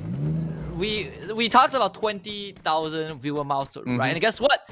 We just hit 25,000 in just one game. We have upgraded 25k milestone achieved. The 20k one is this pack, and I think the 25k is the fight or flight crate that we're gonna show up later on, the loot box. Yeah. So 2 codes for you guys, one for 20,000, one for 25,000. Just keep the numbers coming. If you want the Black Dragon backpack 5,000 more viewers, and we will hit the 30K milestone, and that's where you all will be able to redeem that very nice Black Dragon backpack. The Free Fire community is the one community that, I've realized very recently that you don't need to encourage to share, because these guys are always out there, and they know exactly, as a community, how they can help, all of the pro players, Free Fire as a brand itself, to continuously grow, right? Dropping those likes, dropping those shares, inviting all of your friends and family members to come in here and watch as well, inviting all of your friends who want to explore the professional world of gaming, to see exactly how they can get that. I mean, mobile games, Husky, mobile games. You can put a foot, not just one foot. You can jump straight into the esports world with just a mobile phone in your hand. How times have changed, right? Yeah, man. Back then, who would have thought that having a phone can open up so much opportunities? Back then, the only thing that a phone gives is what my mom calls radiation poisoning and fever. Back then, all we had were cyber cafes, which we had to go and drop a lot of money into for the opportunity to just practice a couple of matches. Not many people had the privilege to practice hours and hours on non-stop, right? Those who had the financial capabilities of purchasing consoles or PCs had that. But now with the mobile phones, and a game like Free Fire is just so amazing because of how it's optimized to function on so many devices, right? From high-end even to a low-end device, it is optimized to run on it, which just opens up the doorway for so many of these kids. And it's amazing, man. And $60,000, yes, it's a lot of money, but not just in terms of what you can buy with it, right? 60,000, what you can invest with that $60,000. How much more can you grow your gaming dreams? How much more can you build on everything that you've wanted ever since you were a child? If you're still a child, then everything that you want right now. Because a job in the gaming world, Husky, it's not a job at all, man. I mean, even what you and I do, I don't want to speak for you, but please agree with me if you do, yeah. Shoutcasting, to a certain degree, it doesn't feel like a job. Although, yes, a lot of effort goes into it, but the sense of satisfaction just doing this just feels like I'm watching a game and chit-chatting with a friend, which is literally what I'm doing. Yeah, I definitely agree with that. I mean, if you didn't elaborate, in my mind, I'm like, production is listening to this, and like, this is probably gonna be the last last job we get hired for, and they're like, not a job? What? Serious? But yes, I agree. Do what makes you happy. I think these players are also enjoying, what they are doing right now, right? Even though there's a lot of pressure, a lot of competitiveness, but you can see that they are putting in the work for that. AKO though, they're literally breeding beside Sorry Roar to a certain extent, but I think they did not see them because Sorry Roar was on top of the roof of Ski Lodge. Sometimes I wonder how much money I spent on cyber cafes. I actually checked. Too much. So when I was in college, right, I spent like 4 years in college, 4 years and I think 3 months or 6 months in college. So there was a certain that time there was like a lot of e-hailing, right? So I spent a lot on that. And I remember the last time I checked, the amount I spent in like 3.5 years was insane. It's basically 4 digits. Crazy. It's like now that I think about it, that is actually crazy. I mean, now you kind of during right now the state of the pandemic, you're probably not going to be using that too much. But technology has advanced so much that like you don't realize how much the cost that you are spending on all these things that is supposed to make your life easier until you start thinking about it. Yeah, get the $60,000. You don't really have to worry about all of those costs. It's not like one guy pockets the 60,000. You gotta split it, but it's still a substantial amount of cash that can be used to further expand I You know, I actually I want to agree with that, but at the same time I disagree. Not because you were wrong, because it's not just that 60,000. The 60,000 is just for namesake. You know what they are Yeah. more concerned about is that grand prize. Because once you get that grand prize, my friend, you are going to be sponsored left, right, center. Everybody wants a piece of you, my friend. Everybody wants a piece of you. Baby Argon, look at how they performed during the MCP majors. Everybody wanted a piece of them. I mean, Tier 1 stepped in, Blacklist International threw their brand on them. Why? Because the boys deserved it, right? And all through playing a mobile game. I cannot stress it enough. This is a great time to be alive, Husky. For a bunch of gamers. An amazing time to be alive. I mean, games has changed a lot, but we might see some change for Blacklist International if Legends takes them out. But it seems like Blacklist International putting up a good fight as always. They have the high ground advantage, and Phoenix will get the first drop onto Kai, bringing Legends down to 3-man. Baby trying to retaliate, doesn't take down Phoenix. It's a good reaction, and now he's going to switch his attention over to Clank. Clank's also high behind the tree, but Cobra loses out to Kai, and that's the opening that Legends might be looking for. Blacklist International with the challenge. Good flick from Manflag.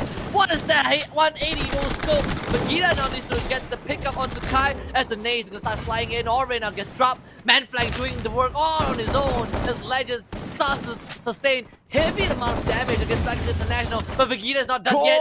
Kick out one, but Clank's immediate response, and Baby takes down Phoenix. Secures that kill for himself. Legend down in their last legs, and maybe Blacklist International will finally get their first team wipe.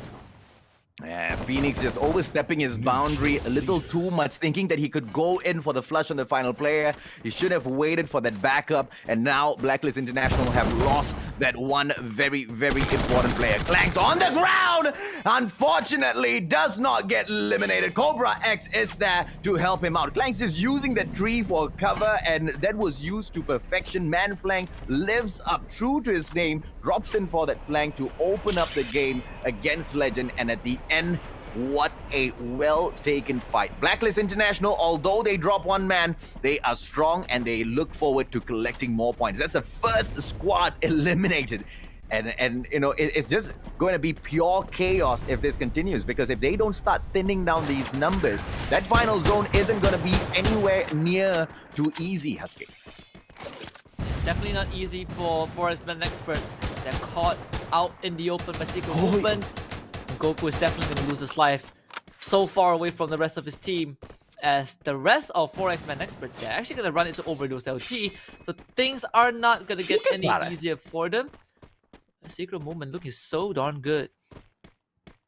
Yeah, man, they just want to go in there, loot him up. Yat is just looking for nades. Whenever Yat goes in to loot anyone, just remember, this guy just wants nades. Grenade launcher, even better. And once he has those two items, all of the other squads better clear out, man. Secret movement, one of the biggest reasons for their success in that final zone has been very, very much due to the fact that Yat is such an amazing player when he has got the grenade, or even better, the grenade launcher in his hands, Husky. Now that I think about it, right, we kind of gave him the title of the grenade launcher, the human grenade launcher, because he's so good with those nades. But 7-9 coming in for some retribution, and they need those points for sure. Zen's gonna lead the charge. He'll be coming in from the flank as well, but he is bleeding out, so he has to be really careful. Miro gets knocked down. AKO on the horizon. 7-9 wants to fight Freedom Rumble, but AKO is here to make life hard, and they've already lost one. 7-9 have not had a good game since the start of the grand finals, and it continues to be a uphill battle. Yeah, literally, Shura up on the hill thinking he can, go in here and land some assistance towards the rest of his team members. Unfortunately, it seems like Sem9 might have just overstepped their boundaries. Now, the good thing here is Auto Knockout is in a position where they might go in for the flush out and come across the team of Freedom Rumble. But Fast Kill is coming in to say hello as well, Husky, and I don't think that's a great idea at all for themselves. Oh my god, they just went right in, but they have to pass the first checkpoint, which is Blacklist International. And Secret Movement will also take on Overdose LT. Too fast. Let's get a nail to Boys off screen. But Secret Movement doing so much work. Victory, in fact, got a good snipe onto Schizo. Just tracks him down with a sniper and knocks him out. But Flank should be able to pick him back up, as Overdose LT will finally surrender. They just could not hang on. Exec takes out Sorry Raw on the other side. Secret Woman will turn their attention over to Fastkill, who is already preoccupied by Blacklist International.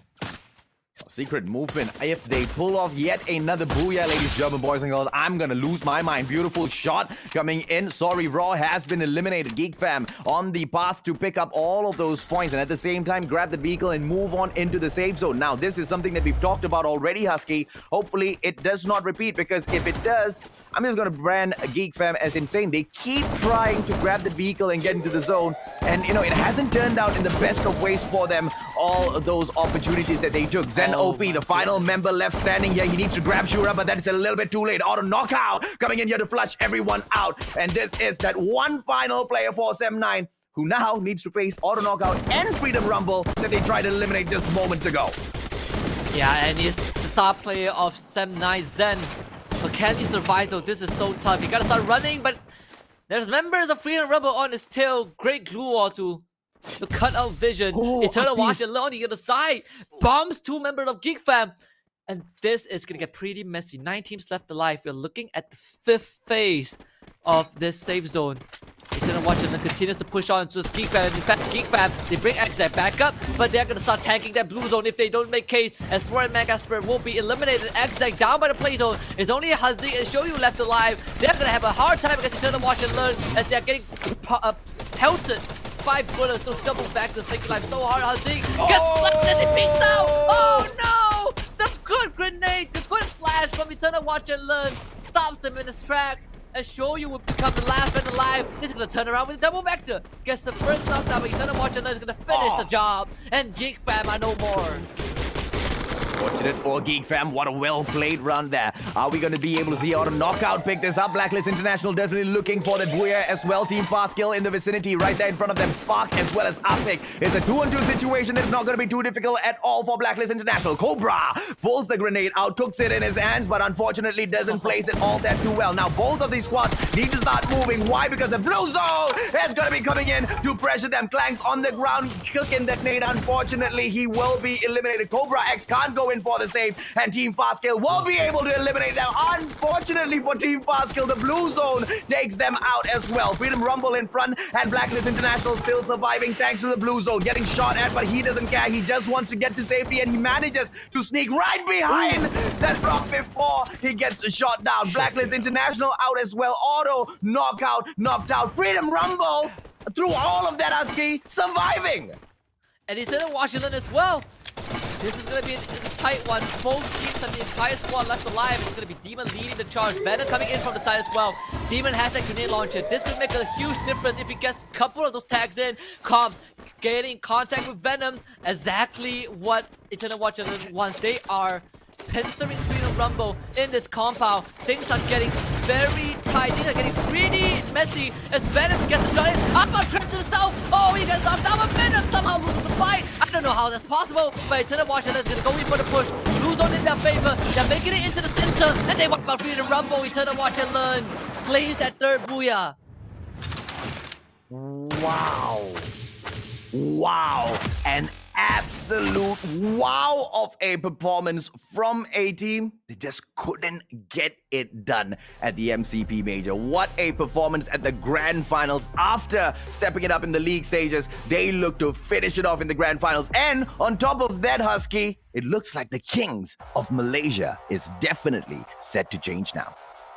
Yeah, and I dare say we have a couple of Kingslayers in this Grand Finals. The huge revolution of the local competitive scene. All these, like you look at Eternal Watch and Learn, they retain 3 out of their 4 former members from MCP, where they had one of the most horrendous runs despite a lot of hype, a lot of attention on them. They ended MCP in last place, didn't even make the Grand Finals. Now they come in and they are taking down the best teams.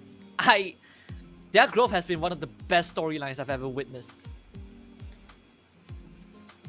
Welcome back, Leslie.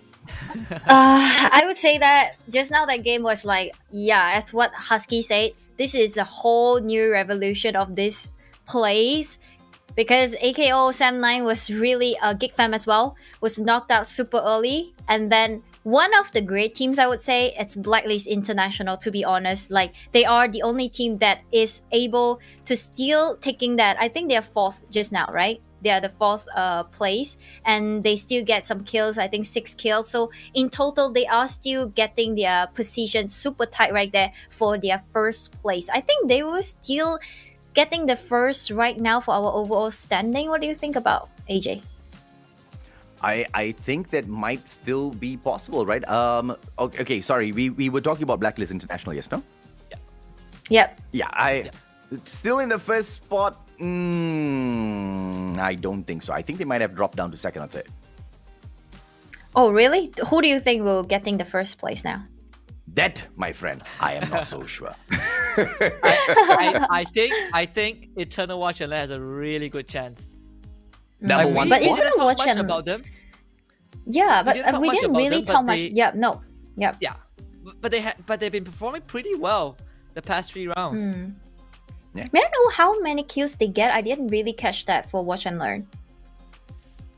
I think they got, I don't know, 8 to 10. Maybe Oh, not 10. I wow, think that around is- 8 or 9. Yeah, pretty Wow. impressive. Yeah, so in that the one thing I case, worry yeah. whenever Leslie steps in is she asks all of these stats questions, right? Which just stuns Husky and I both at the same time. And like, Leslie, give us a I'm break. sorry Right, like- because I really couldn't catch that much. You know, I'm like, oh my god, such a chaotic. And then when I look at and this team, imagine her another team, I screaming can through get all it. of that action.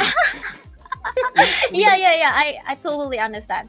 But because you guys really like catch it faster than me, because whenever you guys talk about the game, I'm like, oh really? And I'm like, oh okay, now I got it. So I think that whenever I ask about the stat is because I think that you guys did amazing job, honestly. So right here is the replay for the previous match where Sam9 is really having that revenge right there, taking over the Overdose LT. Finally in this game, they are almost wiping out, but they didn't really do that. So Overdose LT, it's probably still getting some good placement point in here because they were out at the middle of the game, and then Sam9 was actually quite getting out quite early as well. So I don't think that Overdose right here it's not performing either of Sam9, but Sam9 it's really need some step up right there, right? Who was the one? Oh yeah, it's AKO. AKO was doing a really great job taking over Sam9 right there. So is that about the tactical or is just so unlucky for Sam9, Husky? I think it's not really unlucky for was slightly unlucky for Sam9. Truth be told, AKO were making life really hard. But if I have to be really honest, Sam9 doesn't really feel like Sam9 so far.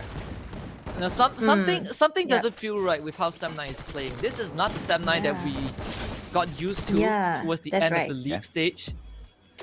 But yeah, Oh, yeah, here you go, Husky. That is your prediction. Eternal Watch and Learn is taking over the first place with 10 kill points placement, 12 points. Oh, I'm sorry. This is the round standing instead of the overall standing. I was like, what? I thought Blacklist is taking 30 and they are like 22. Okay, Eternal Watch and Learn was having a really good game with 10 kill points. Honestly, this is not the team that we have been looking forward to as a top-notch player. But right now they're showing us that we can make it even though we are facing all the great teams right here. Eternal Watch and Learn, good game. For second, Auto Knockout, 17 in total, 9 kill points, not that bad really. Auto Knockout have been performing, but as top notch, I wouldn't say that, but Sam9 it's definitely much worse than Auto Knockout in this sense because they are right now at the 8th placement for the round standing with only 5 in total. That is definitely not the Sam9 numbers that we have been looking forward to. And GigFam 7 as well, that as well. GigFam and Sam9, they probably just always stick to each other where they are going to top or they are going to lower, and now they are at the middle of the bracket. And Overdose LT, I'm so sad to see Overdose LT have been eliminated super early because Overdose LT it's one of the great team that could fight against all the great team, but now in this game they have been taken the revenge by Sam9, and I would say that this is not a good game for Overdose LT. It's just so unlucky. And as well, Freedom Rumble for fourth place right now with 12 points, and same as Blacklist International for the previous game right there. Secret Movement with 4 kill points. It's not that bad, and total with 9. And Secret Movement right now for the standing, they are at the fourth place. So they are probably getting over Gig Fam in the sense. Do you think so, AJ? High probability of that, right? And looking at the stats now, I can probably say as well, Blacklist International, I thought they might lose their position, but it doesn't seem like that is the case, because 5 points. Auto knockout was close, quite close to overtaking them. Oh yeah, that's true. Because Eternal Watch and Learn, I remember they are 11 points away from Blacklist International, and right now they're taking over 10 points. So, which I guess Blacklist International will still standing still at the first place, and Eternal Watch and Learn probably second, and then Auto Knockout probably at the third place. So, ladies and gentlemen, here is the third game, which is our playback as well as the result. Please do write in the comment box, say who you like or who you are supporting, to give them some, some love, because they really need that support, especially Sam9 right now. I think they will be super frustrated, because as the best team, I come from league stage as one of the top teams, and then coming here for this 3-game final, which is super, super important, because league stage is really not that matter.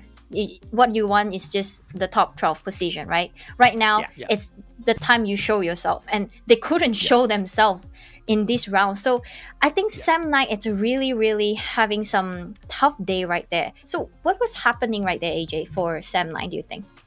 I don't think it's a tough day for Sem9, just a tough round for Sem9. And it was a tough round because they met one of the most consistent, which we usually don't touch on that much. Freedom Rumble, right? How consistent were they? And yet, how quiet were they throughout the whole league stages? And, they just held them outside of the compound. Freedom Rumble, set up quite a solid defense in there.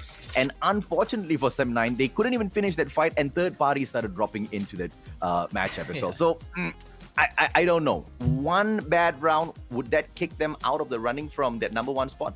I don't think so. I think they're still going to fight back in the next one. Before we're getting away, right here, ladies and gentlemen, congratulations, the 25k milestone achieved, and you're getting not only 4 of the extreme Enduture gun crate, and then 25 we are still getting the flight and fight loot box. If you wanted to get a code very, very fast, please do screenshot it, because I understand that if you wanted to type fast, the most important thing is your finger have to be really thin and not fat. So if you had a fat finger, you probably just wanted to just screenshot I'm talking about my fingers, Leslie. I'm sorry, I just see that like a lot of times, and then I just couldn't get rid of that from my head. And right here, this is for the flight and fight loot box. So this is how we achieve that. If we reach 20k, you are still getting the extreme adventure gun crate. If you are taking 25k for this live stream, then we are giving 2 of them. So like, even not only the 4 times of the extreme crate, we also giving the loot box. So if we're reaching 30k, it's even getting that backpack to your all. So don't hesitate, please share out and ask all your friends to watch, and strangers as well. So just now, AJ, we were talking about Sam9, right? So Yes. I don't think only this round is a bad round, honestly, because in second round as well, they were at the super bottom, like 10, if I'm not mistaken. So I think the 2 games were really, really going out wrong for Sam9. So I think that it's how they play or what was happening right there, because I don't think they're as aggressive as before in league stage. Do you think so, Husky? Selective memory, sorry. I definitely think that they aren't, just like you said, aren't as aggressive. It is I wouldn't say disheartening, but it's definitely what we did not expect, right, coming into the grand finals, considering how good that they've been performing since the league stage, and we see this constant growth, and we were building them up to be the team that's probably gonna not end up being the champions. But right now, after 3 rounds, they are still not showing us the qualities of the grand champions. And it's very scary. But at the same time, another team that we've been talking a lot about that barely squeezed in to the grand finals, Secret Movement, they are putting up one heck of a show. Yeah, that's so true because as Sam 9, I would say that in first week and second week, they are not so consistent. I think that is a huge problem, like right there. So today, I would say that if you still doing the first week and second week movement, then Sam 9, it's barely having the chance to getting the throne away for today's grand final. Ladies and gentlemen, right here is our grand finals match 4, which we only left 3 matches right here to see who is the champion for FFMC. Gentlemen, please take it away. Let's booyah. Appreciate it. Thank you so much, Leslie. Geek Fam in the observatory, not going to be bugged by any other squads. Well, at least for the time being, if they move in towards Katulistiwa as well as Bima Sakti Strip right after, Sem 9 isn't going to be too happy with that. Sem 9 is not in a great position at all, Husky, because Eternal Watch and Learn, Blacklist International, Geek Fam, all 3 of these squads definitely pose a great threat to their position. Yeah, I'm feeling very worried for Sem 9 at this stage.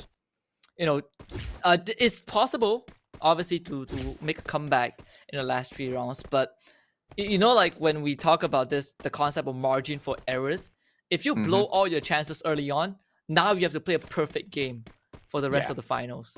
And I mean, judging by how they've been performing so far, that perfect game seems very unlikely to happen. And it's playing right into the hands of a squad like Blacklist International as well as Geek Fam to have teams like Sem9 not perform at their very best early on in this competition for the grand finals, because it's sort of an adrenaline boost for you as well, right? It kind of boosts your confidence to go into these matchups, which, speaking of confidence, we need to touch on the fact that Sem9, how they took fights in the league stages versus how they approach encounters now at the grand finals, so different. It seems like they are afraid of that confrontation because they are afraid they might get knocked down a little bit early. I didn't see that hesitation from them during the league stages at all.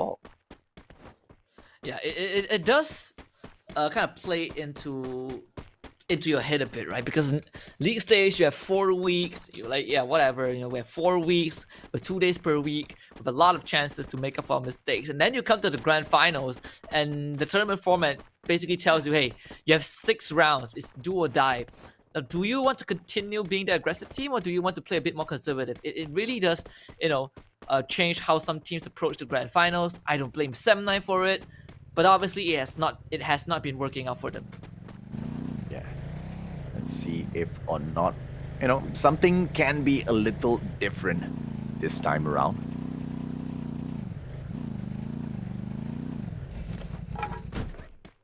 Yeah, I mean, it definitely looks pretty tough for Sem9 to bounce back. But for some other teams, Overdose LT, Secret Woman, they're looking pretty good. But we do want to remind you guys that there is the viewership milestone reward. We just hit the 20k milestone, so y'all will get the 4x adventure gun crate. We also have the fight and flight bundle for 25k, which we just hit. And of course, you guys should keep continuing to bring your friends, your relatives, your pets, strangers on the road, strangers on the internet to this live stream to achieve our final milestone, the pinnacle of our viewership milestone, which is 30,000. We're 5,000 away from that, and you will get a Black Dragon backpack if we achieve that. A lot more time to do so, but we have to achieve it before 4 p.m. And as we say that, Blacklist International is going to open up the curtains by taking on Sorry Roar. Well, Sorry Raw going to be really sorry that they fired that first shot. Clank's right behind. He has used Mother Nature to his advantage quite a number of times today already. This time round, there's no trees, but there is one glue wall just between him and Feeks. Beautiful shots coming through right now. Feeks has got nowhere to run. Pulls out the glue wall. Unfortunately for him, just blocks out half of the tent. Is this strategy? Was that a mistake? Let us see, because Blacklist International now, they have got a clear path in. Clanks has his sniper on him. He doesn't want to go in and aggress just yet. Phoenix will be able to keep an eye on to Feeks, whilst Clanks, on the other hand, will keep an eye on to the rest of the team members of Sorry Raw. Man flank coming in for the usual flank, but he does not find anyone just yet. Donkey goes in for those shots, not taking anyone down. Sorry Raw surviving a little longer than I expected them to.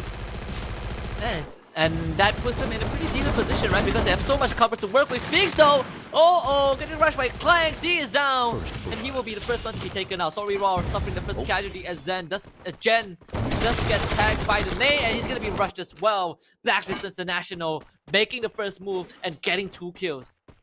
Yeah, that's why I was surprised, sorry, Raw lasted that long because Blacklist International just didn't go in for the move at all, and finally when they do, Man Flank manages to save his team member by flushing out the donkey. Sharks swims away towards the peak, where he will be able to survive for just a little bit longer.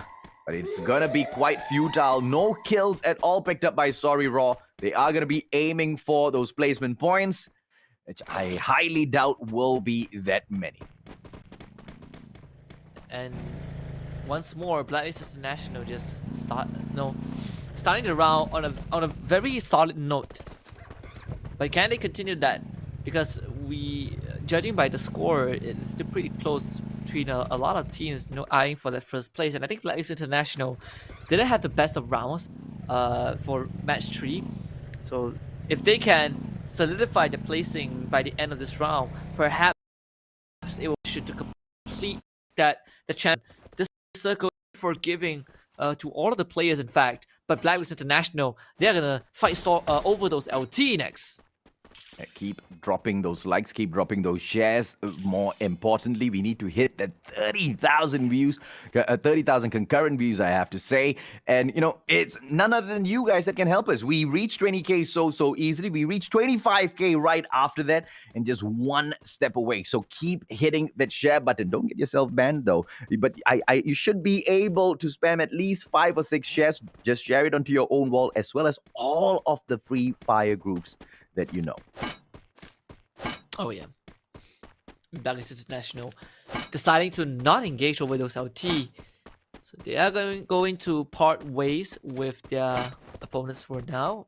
The only team to have gotten any kills in this round. 3 kills in fact. So all 3 of the victims were from Sorry War, unfortunately.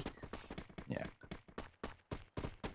Blacklist International is a team that is slightly smarter in terms of picking their enemies in comparison to Sem9. Sem9 just wants to go back-to-back over those LT. They've set their target, Husky. They don't want to pick a fight with anybody else. I think they are harping a little bit too much on this revenge. Blacklist International, these are all theories, by the way. They don't know who was it in front of them. They just avoided it. But I'm just making up a story here in my head, right?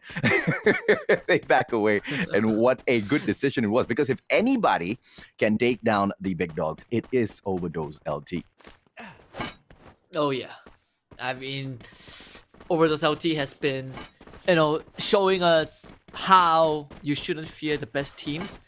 And right below, he is supposed to play in a fight or flight loot box as Blacklist International would trigger the fight or flight response from Sorry Roar, and they didn't even get to demonstrate that. That is what happens when you don't have the fight and flight crate.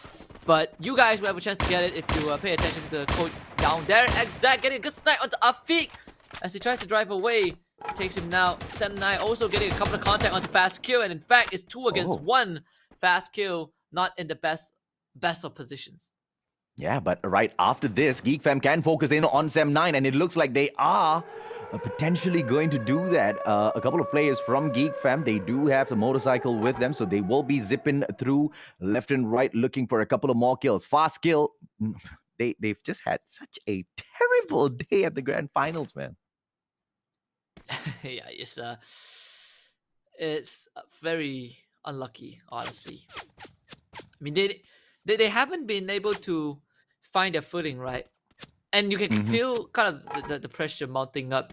Like, guys, we already had 3 underwhelming rounds. How are we gonna recover and put ourselves out there? And so far, Sem9 hasn't been making much moves that portrays them as one of the top contenders in this grand finals. And in fact, I would say Eternal Watch and Learn are doing so much better because they are trying to wipe off Freedom Rumble on the other side. Up now goes down. It looks like Eternal Watch and Learn. Full squad taking this fight on. Freedom Rumble definitely going to be in trouble. And the Cobbs gets eliminated, deleted from the field with that one nade. Maske will do the same to Apam as well. And it looks like Freedom Rumble, all they can do is run, but they have been cut off. One player right in front of the rest of the Freedom Rumble players. Drax tries to get away, but it's not gonna be possible at all. He is getting hunted down, gets away for just a couple of more seconds. Then those seconds prove to be futile, Husky, as he gets snuffed out anyway. And that is exactly what you want to see from Eternal Watch and Learn. Systematic and composed.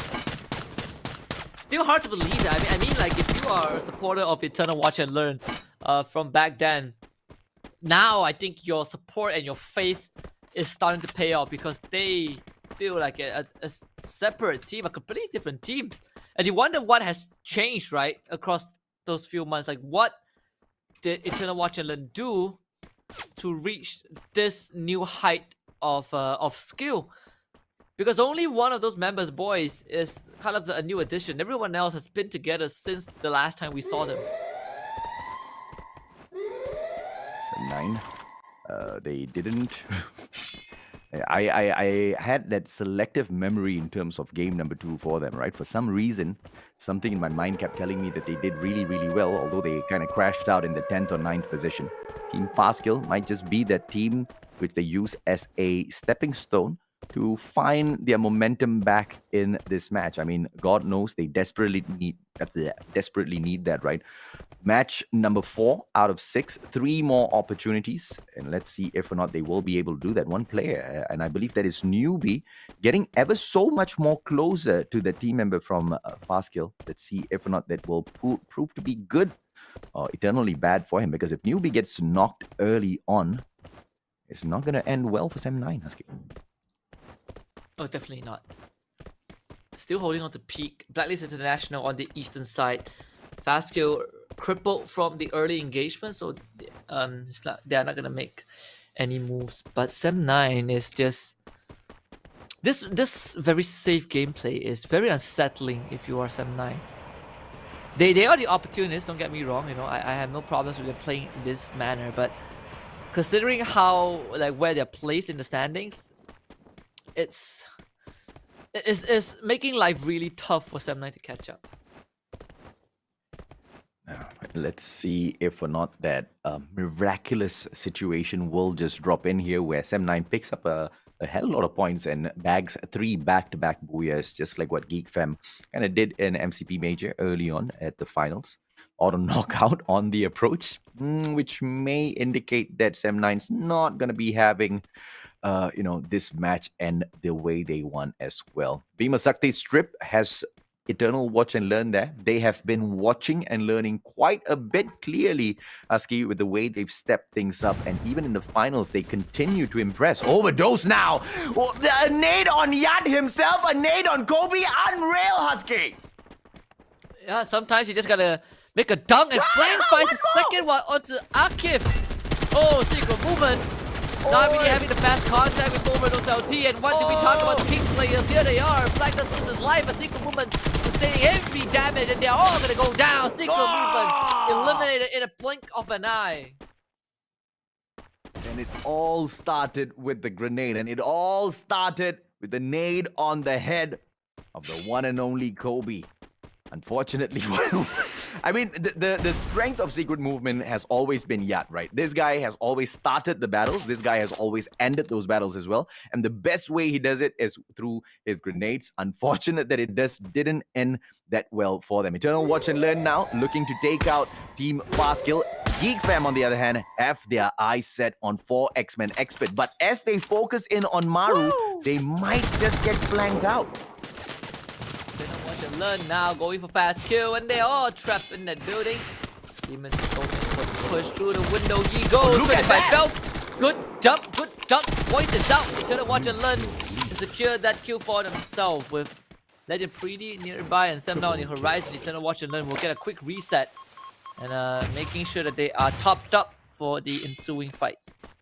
This is going to be a very sticky situation for them to get out of later on, though, because of that open area and how all of the other teams are just all around that. Blacklist Nate, International Nate. in trouble as well. Overdose comes in. Nate drops onto Zeri, and it's going to be Blacklist International now looking to take down Overdose LT. Will they be able to get it? Skyzo goes down. Manflang goes in for the delete as well. Blacklist International definitely don't look to drop in this match against Overdose LT, and they flush them out one after the other. Clang's almost getting taken down just outside of the zone. Moves in.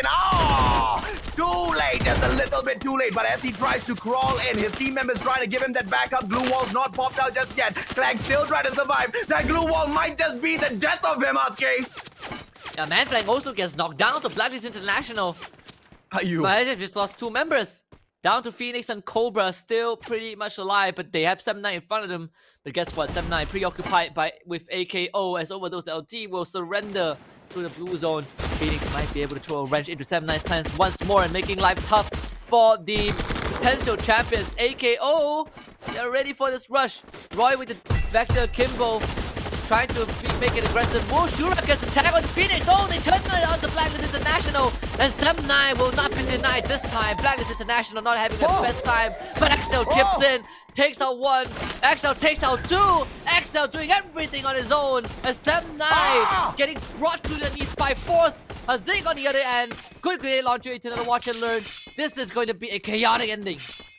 Oh, absolutely, man. And Geek Fam have got their hands on the grenade launcher, which means that final zone isn't going to be too comfortable for any one of these other teams. Now, Exact, one of the best players in the competition, and this guy is a true-born slayer. At the start of the grand finals, he was our top dog in terms of kills. 72 kills, 72 people slain during the league stages, and he is looking for a few more. Nate being popped out, but Axel from the other end manages to get him out. Sniper Warfare is going to be the name of the game. 5 more teams left. Base number 5. Exact, what a shot onto Roy, I believe. A Cobra gets taken out as well. Shut down. Blacklist International are no more. Lemon now turns his attention onto Hazik as AKO. They do not like the prey to be stolen, but Exact unleashes his sniping prowess. Downs Lemon, brings him to his knees. AKO needing to hold on against Geek Fam, as Geek Fam has the best position right now.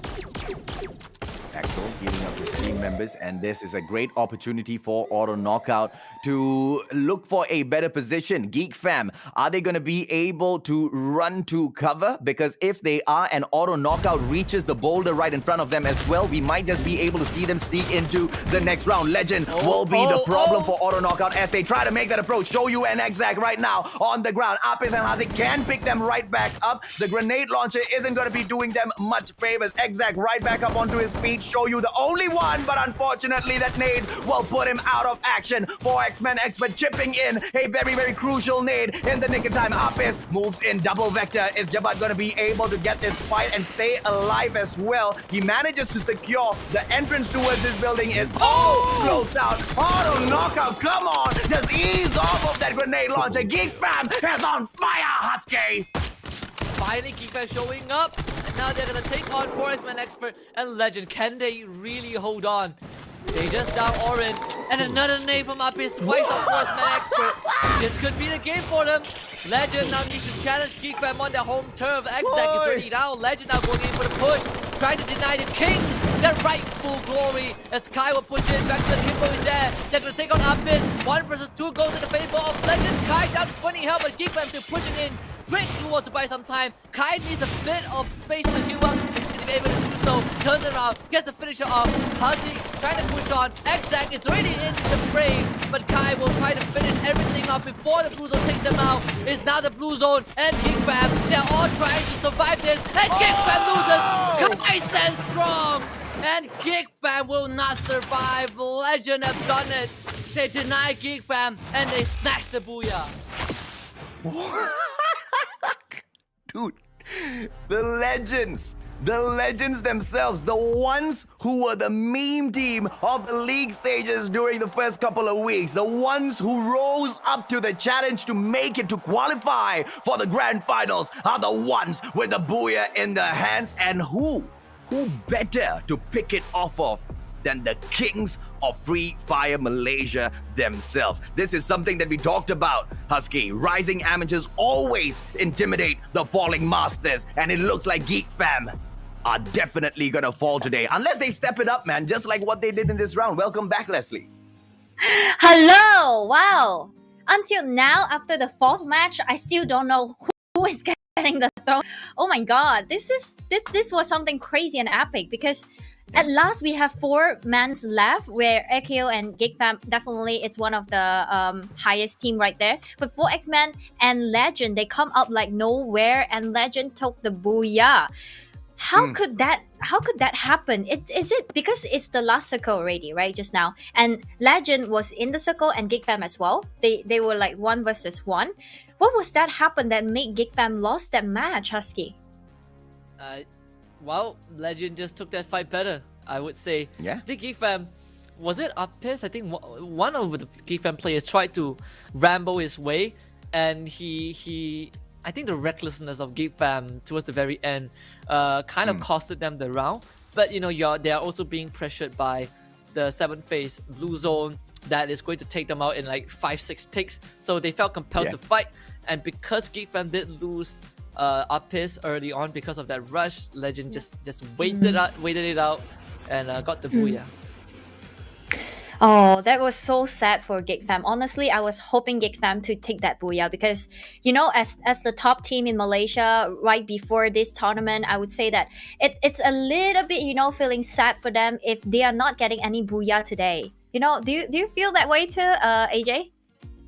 Nah, I think they've picked up so many booyahs in the Free Fire world already that they can take a chill pill. They can give those booyahs over to someone else. We are getting exactly what we wanted, right? We wanted to see a different name. That's we wanted right. to see a different team at the top each and every single game, and we are being served exactly what we asked for. But you see, here's the thing: Geek Fam was still number 3, even though they weren't the OG Geek Fam throughout the league stages. And that's what the teams need to look out for, right? Because I'm very sure even when we look at the total standings later on, Geek Fam's not going to be at the mid of the board or at the bottom. They're still going to be really, really dangerously close to the top, Leslie. Yeah, I would say that this is what is great about Geekfam. Even they are not at the the first place, they are still performing as the consistent team. You know, everything is very consistent. It's not like, you know, if compared to Sam9, I would say that Sam9 is probably a little bit lack of consistency in this case because as week 1, week 2 in late stage, we can tell that they are not as consistent. And then till now for the grand final, which is super important, they are still not performing. So in a way, Geekfam, it's, you know, it's not OG just yet, but they are still consistently taking the top 3 posts, ladies and gentlemen. So right here, Geekfam is still having a very, very high potential getting that champion for the last 2 games we are going to see later. So Secret Movement as very, very unlucky. They always face the big teams right there in every game, but they still well play, you know, still taking that top 5 right now. And Blacklist International, I would say that they are consistent as well because since league stage till now, they are not the OG as well, but they are still consistently playing not bad for every match. So Team Fast Kill right here facing Sam9, I guess. Oh, okay, it's over already. Geekfam and Eternal Watch and Learn. This one, it's like kind of epic, you know, because Eternal Watch and Learn make Geekfam handicap right in here. It's like one of the team member was gone. Yeah, it's Shoyu. Yeah, Shoyu was gone. Oh, by Legend, sorry. Is it by Legend just now? Yeah, it is. Oh, okay. It is Okay, That's so the problem with the final zone, right? It doesn't matter who shoots you, just chaos, pandemonium all around, and you're just looking to survive. And you know, you asked, right, Leslie, what happened there? Nothing happened. Everybody was confused. Everybody was just turning It's around and chaos. shooting each other. Legend just got lucky, but Geek Fam still with the number 1 spot.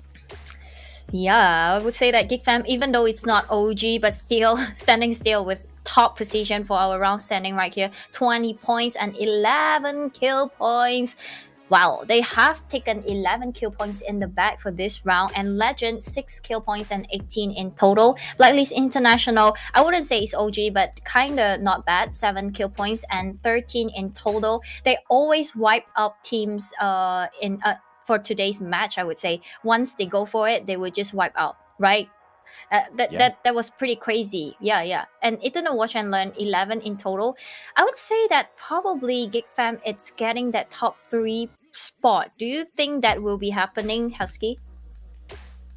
I definitely think it will. You know, I one thing I love about the competitive scene right now for Free Fire is that everything comes down to the very last second. So if you ask me if Yeah. I think we're gonna see a major change, I still would say yes. We might, like, you can end round 5 with a team having like a massive lead, and somehow someone else pulls out a miracle play, like wipes out half the lobby, and suddenly rises to first place. It is possible. It's just a matter of will it happen in this grand finals. Yeah, I don't think that GigFam it's gonna be dominating the whole scene anymore, because it's like since day one of the league stage till now grand final, as we all expecting, especially AJ, you have pinpointed that from the early game of today. You were like, oh, maybe GigFam is trying, to hide their skills and their strategies right here for the grand final to grab that 60,000 ringgit. But till now, for after the 4th match, I was like, no, probably they are not having that plan. They are really just having a lot of rivals in this competition right here. So ladies and gentlemen, if you have just joined this Free Fire scene, you have never watched any of the matches before this FFMC, then you really have to watch out, because last time in almost all the tournament, even Malaysia is facing against Philippines, it's still GigFam was always there to get that thrown away. But right now, we are having different things happening. So right now, ladies and gentlemen, thank you for sharing. Right here is our 25K overview gift, I would say. Yeah, this is a gift for your Free Fire game. Please do claim yourself a okay, this is the code right now. Please do screenshot right now, because if you're slow enough, then you couldn't get it. And as well, before 4 p.m. Please claim it before 4 p.m. If not, you wouldn't get it as well. So this is the 4 of the Extreme Adventure Gun crate. Okay, if you wanted to get it, please claim it now for 25K milestone achieved. And if we are heading up to 30K, we are getting the Black Dragon backpack. So if you want that, do share more out there. Yeah, as well, this Fight and Flight loot box as well for the 25K milestone. So we reached 25K, you are even getting that 20K milestone gift on top of that with 25K milestone gift. Wow, that was so generous, right? I'm happy with all the gifts, but I just couldn't type in right now. AJ, can you please help? Just kidding. It looks like you're not that happy then. Unfortunate. I wanted the backpack too. It's okay. It's okay. I mean, sometimes we gotta do what we gotta do, Leslie. Yeah, that's right. It's okay. We ask production later, okay? For that, I would like to really pinpoint today for individual player, because we haven't seen like some player really doing well right here, or just stand up. Excel and all the Zag, they are performing as usual, but I don't think that one of them it's shining really bright right there. Do you think so, Husky? Or do you have any other comments on that? I think they are. I think what you said is pretty accurate. I would. The rest of what I feel is gonna happen in the last 2 rounds is really up to the teams. I think the teams that have been performing well right now are going to keep performing well, but teams that need to step up, that's where they will be the X factor.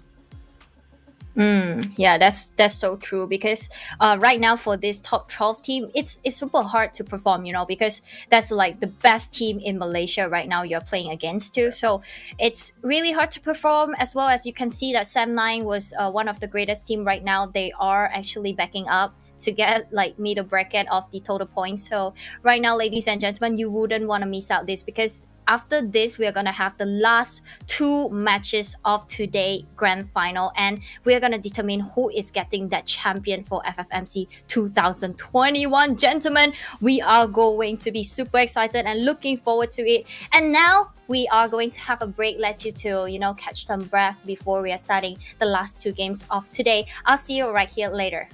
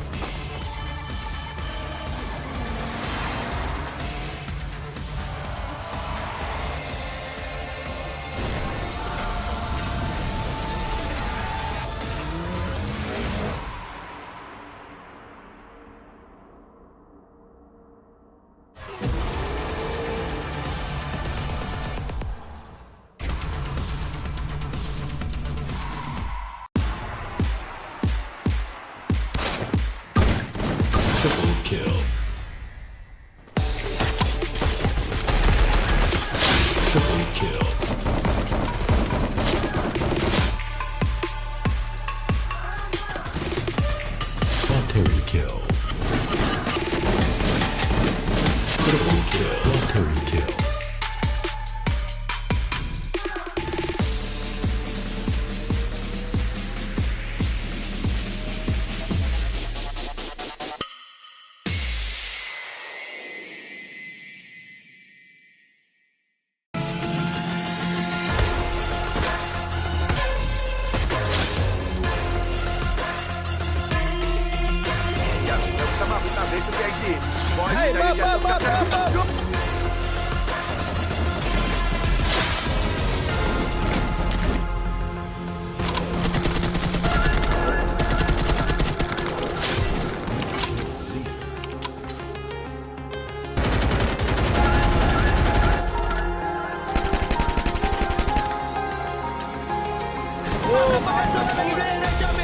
Satu lawan dua. Kita lihat bagaimana.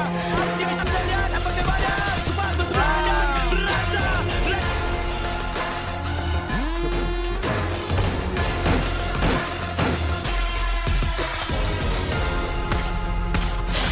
Triple kill.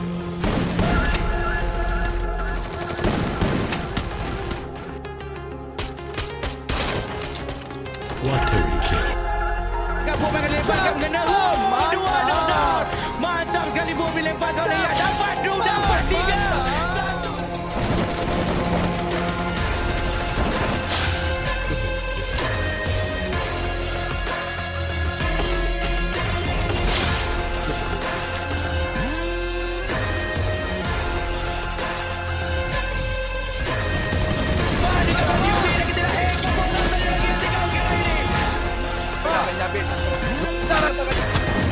Kehilangan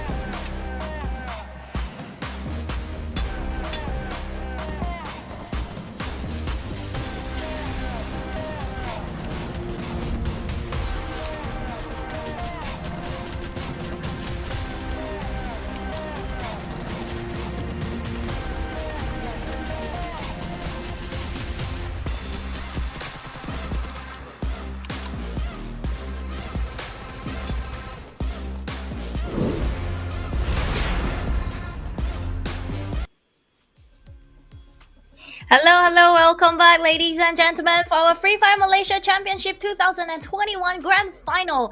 And now we are about to start the last 2 games of today, where we're gonna determine who is the best in Malaysia Free Fire. Ladies and gentlemen, right here, I am your host Leslie. Alongside with me, amazing casters. Once again, we have AJ and Husky. How are you guys feeling right now? I try to calm myself. nervous. Excited, ecstatic. I want to see who becomes the champions at the end. I just can't wait to see hopefully a new winner. But other than that, it's just nervousness all over. Yeah, it's not only about the nervous, ladies and gentlemen, because right now we hit 30k viewership! Yay! Good job, everyone! So if we hit 30k, which means you are getting 20k viewership gift, 25 and 30k. Oh my god! Click now! This is for the 20k viewership code. Please do just screenshot if you scare you miss out, and please do claim it before 4 p.m. And Fight and Flight loot box, if you want some loot box for your game, please do screenshot this code. And then we have 30k milestone, woohoo, which is the black backpack, that thing, that thing, yeah. Yeah, this thing. Yeah, the Well backpack, done, that Leslie, thing, well yeah, done. black dragon. So right now, please do screenshot for our backpack right here. This is amazing, guy. I think as AJ say, this viewership is really about the community, and they are so generous and so happy to share about this competition and support the Free Fire scene for this pro player. That was so touched. And I would say that Free Fire, since day one I host Free Fire games, I would say that the community of Free Fire is definitely one of the best, and they are not so toxic, honestly. Shh. Toxicity I is, didn't you know, say other games, yeah. it's everywhere, but you know, it is minimalized and you know, kind of you know, it's Garena that protects its community, and it's Garena that, you know, maintains that environment as well, right? So Yeah. great job, guys, for maintaining Yeah. such a clean environment for the community. And like I said, if these guys are not out there supporting us to drop all of these shares, we can't steal a couple of these codes for ourselves as well. Thank you so much, because now I'm gonna get the Yeah, dragon thank you backpack so for myself. much. Oh yo, thank you so much everyone. And right now this is the overall standing, ladies and gentlemen. Blacklist International is standing at the first place as the first match of today. They are standing with 30 points right now, 55 points, getting first placement for this overall standing after 4 matches of the day. And Eternal Watch and Learn, not bad today. They are really performing, hyping up and killing all the great teams right there. They are not afraid of Sam9, not afraid of AKO or even Blacklist International, because they get that 25 kill points and 52 total points. Wow, that is such a rhyme. 25 kill points, 52 total point. Wow. Okay, on a knockout, 24 kill points and 51 in total. It's just 1 point away from Eternal Watch and Learn. Wow. And then you can see Geek Fam with 50 as well, 1 point away from Auto Knockout, and Eternal Watch and Learn is like 2 points away. Wow. And I would say that I would really like to pinpoint that if today Gig Fam, it's getting more of the placement point and then get maybe 2 points more than Eternal Watch and Learn, they are getting the second place, because it is all about the placement point if you are tied at the numbers. So I would say that top 4 is so much to watch out in this last 2 games, because 1 to 4th is just the champion to the 4th is just 5 points away. So that's gonna be a lot of changes after the 2 games, ladies and gentlemen. So please don't go anywhere. If you watched since match 1, this is definitely not gonna miss out for you. Okay, Secret Movement is 33 with 17 points. Is a little bit harder to catch up, but I would say that Secret Movement, just do your best and just remain this spot, because this is getting you 8,000 ringgit. And if you're getting the 4th place, of course it's 16,000, but it's okay, you know, like you are getting 5th place is so much better than the 12th place. But I would say that Team Fast Kill, I think Team Fast Kill and Sorry Roll, they were both not so lucky today, because Sorry Roll is known as one of the threat to all the best teams, right? But they are not really performing right there. What do you think about this, AJ, about Sorry Raw and such team like Team Fast Kill? It's just unfortunate, right?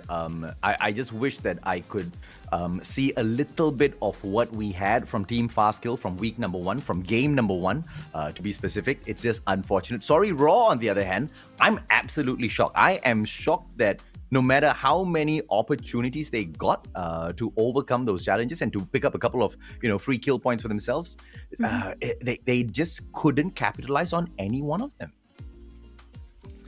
So I think it's the mechanical wise if they are facing the great team, but if they are just facing, you know, the same level team, such as Overdose, supposed to be almost the same level as them, right? Last time with a Secret Movement, but right now they can't even get over this team. So it's pretty sad for that. So what about you? What do you think about it, Husky? I think AJ basically covered most of the bases. Although just to add on a bit is how I would say teams like Sorry War, Legend, Forest Man Expert, even during the group stage, you know, to be very fair to everyone else, they've always been kind of the middle of the pack. Sure, they have some moments where they got the booyahs, where they were taking down the best teams in the league, but if you look at their performance overall, they are still not really best of the best yet.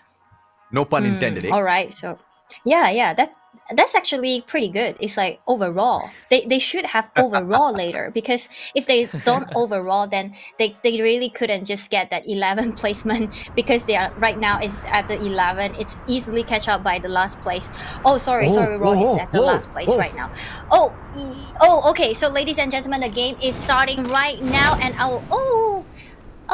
Oh. okay, we have some technical Oh. problem, but don't worry, ladies and gentlemen, we are still going into the game for match 5. This is Kalahari. I will hand over to our caster for this gruesome action right here. This is the last 2 game of today. Please enjoy, guys.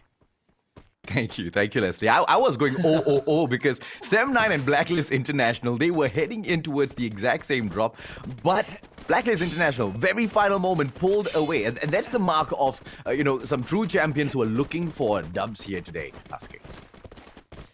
I mean, if these two teams, here's the thing: if 7-9 takes out Blacklist International, that I can accept. If Blacklist International takes out 7-9, then that's their championship run basically cut short. Because Blacklist International, we only have, realistically, only 4 teams are in contention. Blacklist International, AKO, Secret, Geek Fam, and Eternal Watch and Learn. Everyone else is kind of a huge distance away from that first place. And I'm shocked, and at the same time not that shocked, that Geek Fam is just literally 5 points away from the number 1 spot, even though they had 1 amazing match and 2 average matches, right? And once again, that all the more goes to emphasize just how big of titans they are within the Free Fire world itself. Although that being said, absolutely nowhere close to the complexion of what we are used to seeing from them. Or this has been a question: is it that the level? No, Sam9! What a name by Newbie! That is exactly what we want to see from 7-9 and Blacklist International. Gotta come in to back up their buddies, but 7-9, they're gonna go in for the kill, and Phoenix, he's dead. Cobra also down. 7-9, best possible opening that you can ever wanted for them. They got 2 kills. 4 kills. What? They got 4 kills right off the bat. A Blacklist International. Did they get knocked out? I don't think they got knocked out. I didn't. But they lost 3 guys. They lost 3 guys. But Newbie, man, he just. I'm speechless. I mean, 7-9. I mean, they've crippled Blacklist International. Now they're gonna run into Sorry War. Maybe 7-9 is the one that can pull off that miracle run, and hopefully, bring themselves back up and be in contention in the first place spot. They are pretty far away, but this could be the beginning that they're looking for. Sorry, Roar now kind of getting tagged a bit, but we are not going to take on the engagement. 7-9 will slowly back off and just take the time, not really wanting to push it too much. Sometimes that over aggression can result in 7-9 biting off more than they can chew. So I do like the move to kind of get back into refinery, just to make sure that 7-9 doesn't lose too much in the bargain for. AKO on the other side, taking over command post. At least we know that in this round, Blacklist International won't have too much of a performance, considering the fact that they were very crippled early on. If my buddy AJ might have ran through some issues, so we're gonna see how the other teams pan out. Although I would say that so far, looking at the scoreboard, the Blacklist International is doing. Mike Chess, Husky, can you hear me? Oh yeah, you're back. There you go. Thank goodness. Goodness me. Never mind. What? Never mind. We shall not address that, and we will just move on. Okay, it's just a day of where the technical difficulties are playing games with my heart. But I am going to keep my temper in check and make sure I don't lose my mind over a couple of stuff that, we can easily overlook. Legend, ladies and gentlemen, boys and girls, they have been quite legendary today with their booyah, and they are looking for yet another a team that has gone from meme to absolute dream, Husky. Oh yeah, and I think for Legend, they again, we talk about how Legend has always been the middle of the pack. They had some moment of brilliance, but it's kind of not enough, right? Step 9, they're trapped. Between a hard place and auto knockout. Are we going to be able to see auto knockout get flushed out here? Because, this is quite a good cover in terms of, the enemies from the right-hand side. Unfortunately, nobody is on the right-hand side. Auto knockout might catch them. And no, auto knockout's backing away, Husky. And, well, auto knockout backs off, understandable. But Step 9, they have to take on their Kryptonite. The biggest nemesis, Overdose LT, on that low ground, getting tagged by Sem9. So Sem9 does have the bit of an advantage, but Overdose LT are not a team that they should, overlook. As Shura is getting tagged from far. Miro could nade onto flank to kind of open up at least this conflict. Well, definitely stuck in this position, but endless amount of cover from all of the pillars here for the side of Sem9, and they will use that to their advantage. Overdose LT, on the other hand, in order to approach, they need to put themselves in a little bit of trouble, and I think there is one player from Sem9 going in here for the flank, and it's going to be none other than Zen OP. If they don't catch him, it could be the end of Overdose LT, Husky. And just like that, I think that Sem9 able to force Overdose LT away from everyone else, at least from the rest from this refinery area, so it gives room for the rest of Sem9's members to walk away. And I just like this gatekeep. The fact that they made it out of that area gives them so much more survivability. Let's see if or not this luck will continue for the side of M9. Sorry, Raw, on the other hand, will be taking on Eternal Watch and Learn. Boys, getting knocked down. Juice gets knocked by Kai as well off screen, but it looks like Fast Kill will not be having a great start here. Legend just running all around and over them. Boys now definitely eliminated. Spark as well as Ape try to stay on here. The snipes coming up from the rooftop. The shotgun will be able to get the knock onto Spark. The delete not coming through. Ape, what can he do?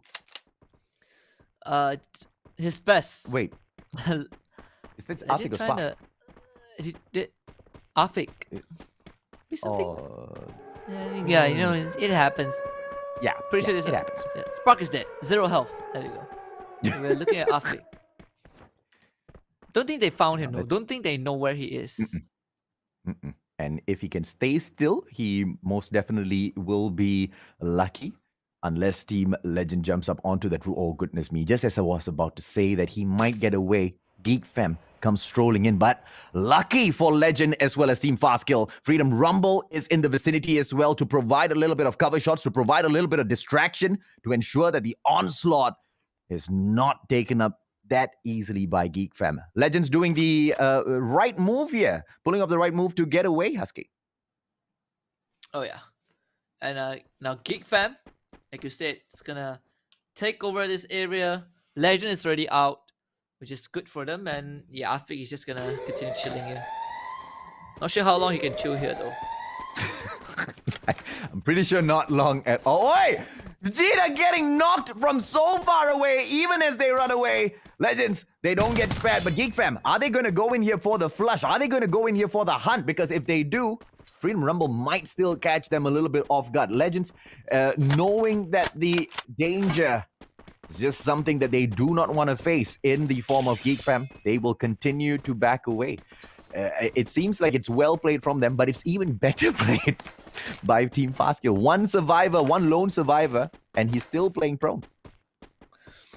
I'm telling you, if he can somehow make some crazy shots, might change the tide around. Oh, Exo!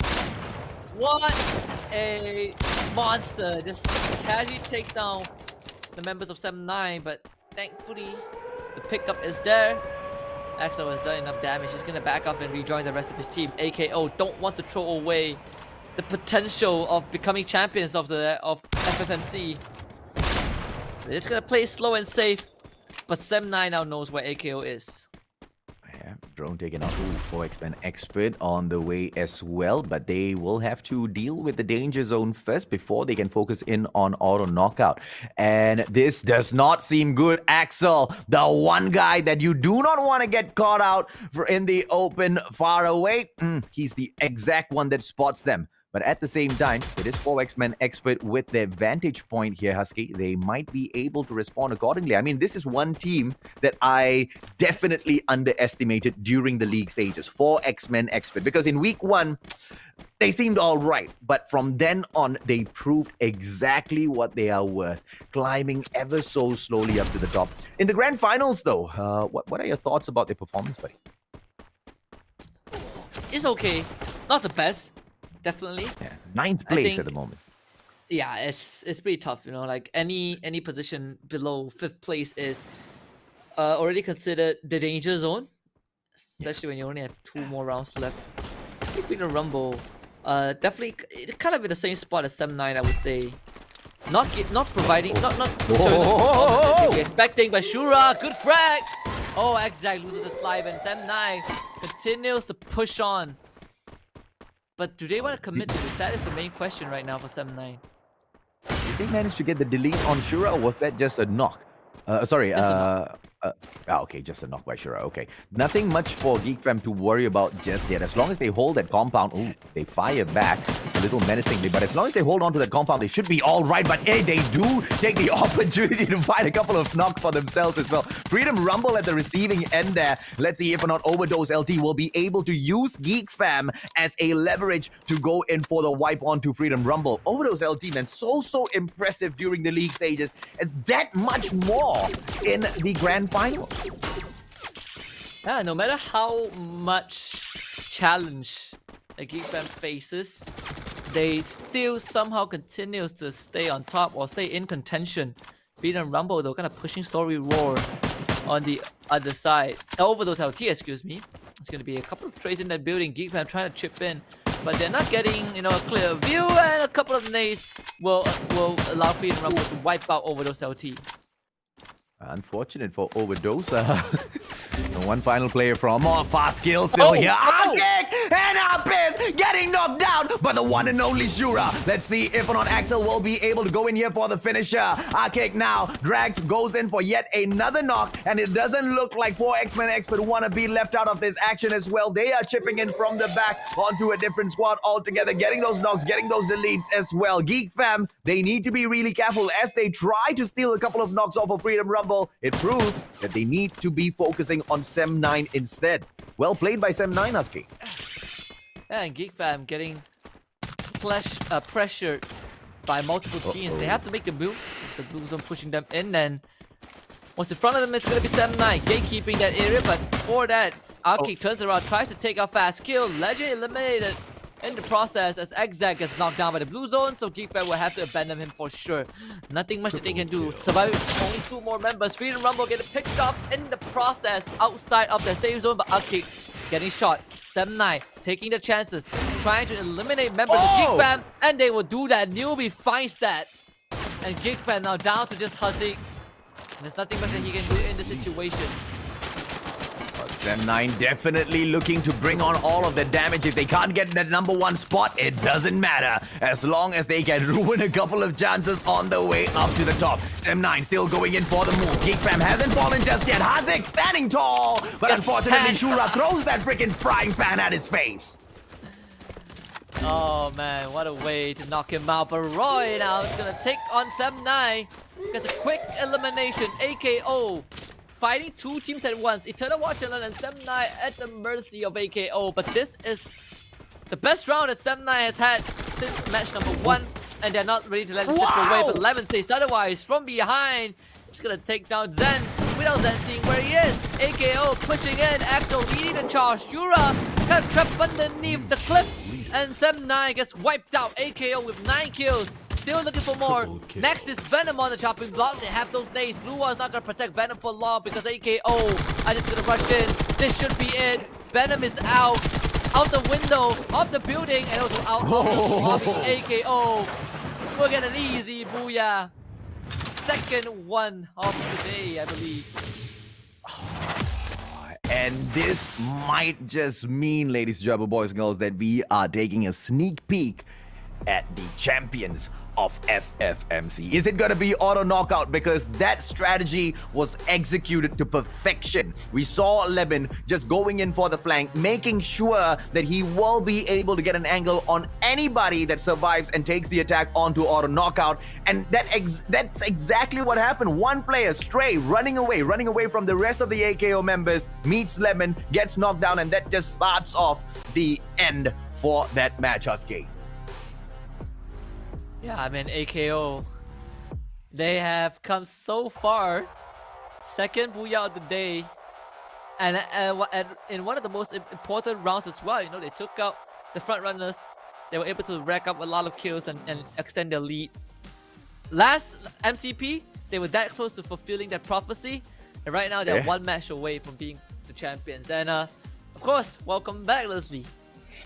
Oh, I was so nervous for that match just now because the top 4 was so close right now. It's just 5 points away, and that made me worry a lot for Blacklist International because you know why? I think about last time during MCP major, that's not the major, sorry, the MCP, which is happened, I think last year, ahead of last year, so it's not the major 1 or 2. They were at the second place after Gig Fam. And then even the FFTC last time, they were at the second as well. I feel so bad for them because right now they are climbing up on top and then they're now dropping down again. Like, I am so close every single time to get a champion. I'm so sad for that. And what did you think of the finisher of that match, right? Because that was one of the best executed moves from auto knockout, actually from any squad that I've seen thus far. Yeah. Because it was most definitely a risky move, right? Depending on how crazy the circle is. But they noticed as to how many players were still alive. And to go in for a split at that very final moment, confident because they had a full squad, was nothing short of a genius move. Yeah, I mean the last shot is like the last half a minute. I don't think I catch it because it's such a chaotic once again. And then I am so slow. I am definitely slower than you both. Then I'm like, oh okay, then AKO got that, booyah. Okay, so I actually have no idea how they done it, but I would say that in this game AKO has totally just perform so well. So I don't think other teams can even, catch up for that. Even they are facing Sam9 right there. They are still not getting handicapped. So one of the best team facing AKO, they are still not handicapped. So I don't think any teams that can make up for that for the last second match. Just so nervous for that. I think AKO, it's probably getting that champion if the match 6 is not gonna have a huge changes for their performance. Husky, your thoughts on Geek Fam, my friend? Oh boy, hanging in the balance. They are close, but just one round. The last round is going to determine whether Geek Fam makes it or not make it. I think throughout the entire FFMC, they have been performing pretty well. They've always been at the top 3, top 5, even during their bad days. But this is showing us that Geek Fam are not secured in first place because of all these other contenders. So they're still one of the best teams, but there are even more teams showing up to be at the same standards as Geek Fam right now. And okay, never mind. But anyway, one of the most interesting things here is the fact that auto knockout is very, very close, ever so much more closer to where they want to be, which is at the very top. But they've only just have a 1-match lead now in comparison to Blacklist International, Eternal Watch and Learn, as well as Geek Fam, depending on how well, all of those teams have done in here, right? So Leslie, do you think auto knockout is going to be the champion of the day if you were given the chance, or which team do you think is capable of replacing them at the top? Honestly, I think that Auto Knockout is really, really having that very high potential that getting a champion this time because the way they play, the way they being consistent. I think being consistent is one of the key for Auto Knockout as well as Sam Nine. I mean, Sam Nine is definitely another way around where Sam Nine is not Yeah. able to perform so well today, but Auto Knockout instead they are still showing they are one of the top. So Auto Knockout have shown us, and they are just a little bit better compared to Gig Fam this time. I would say, I'm sorry to say, but this final, I would say Auto Knockout have performed a little bit better than Gig Fam. So right here is the total point with 22 for Auto Knockout. It's definitely taking the first place right now for the Yeah. overall standing, ladies and gentlemen. Yeah. For Sam 9 instead, not bad. This round, they finally come back, after some warm up. Usual, that's how Sam 9 have done it before this. After some warm up, they are crazy. But it's a little bit too late, because this is grand final and only 6 games in one day. You have to be really good even from the start. So with the 15 point, I don't think they can make it to top 3.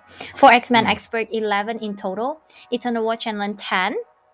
For Eternal Watch and Learn, I think they probably wouldn't make it to top 3 as well.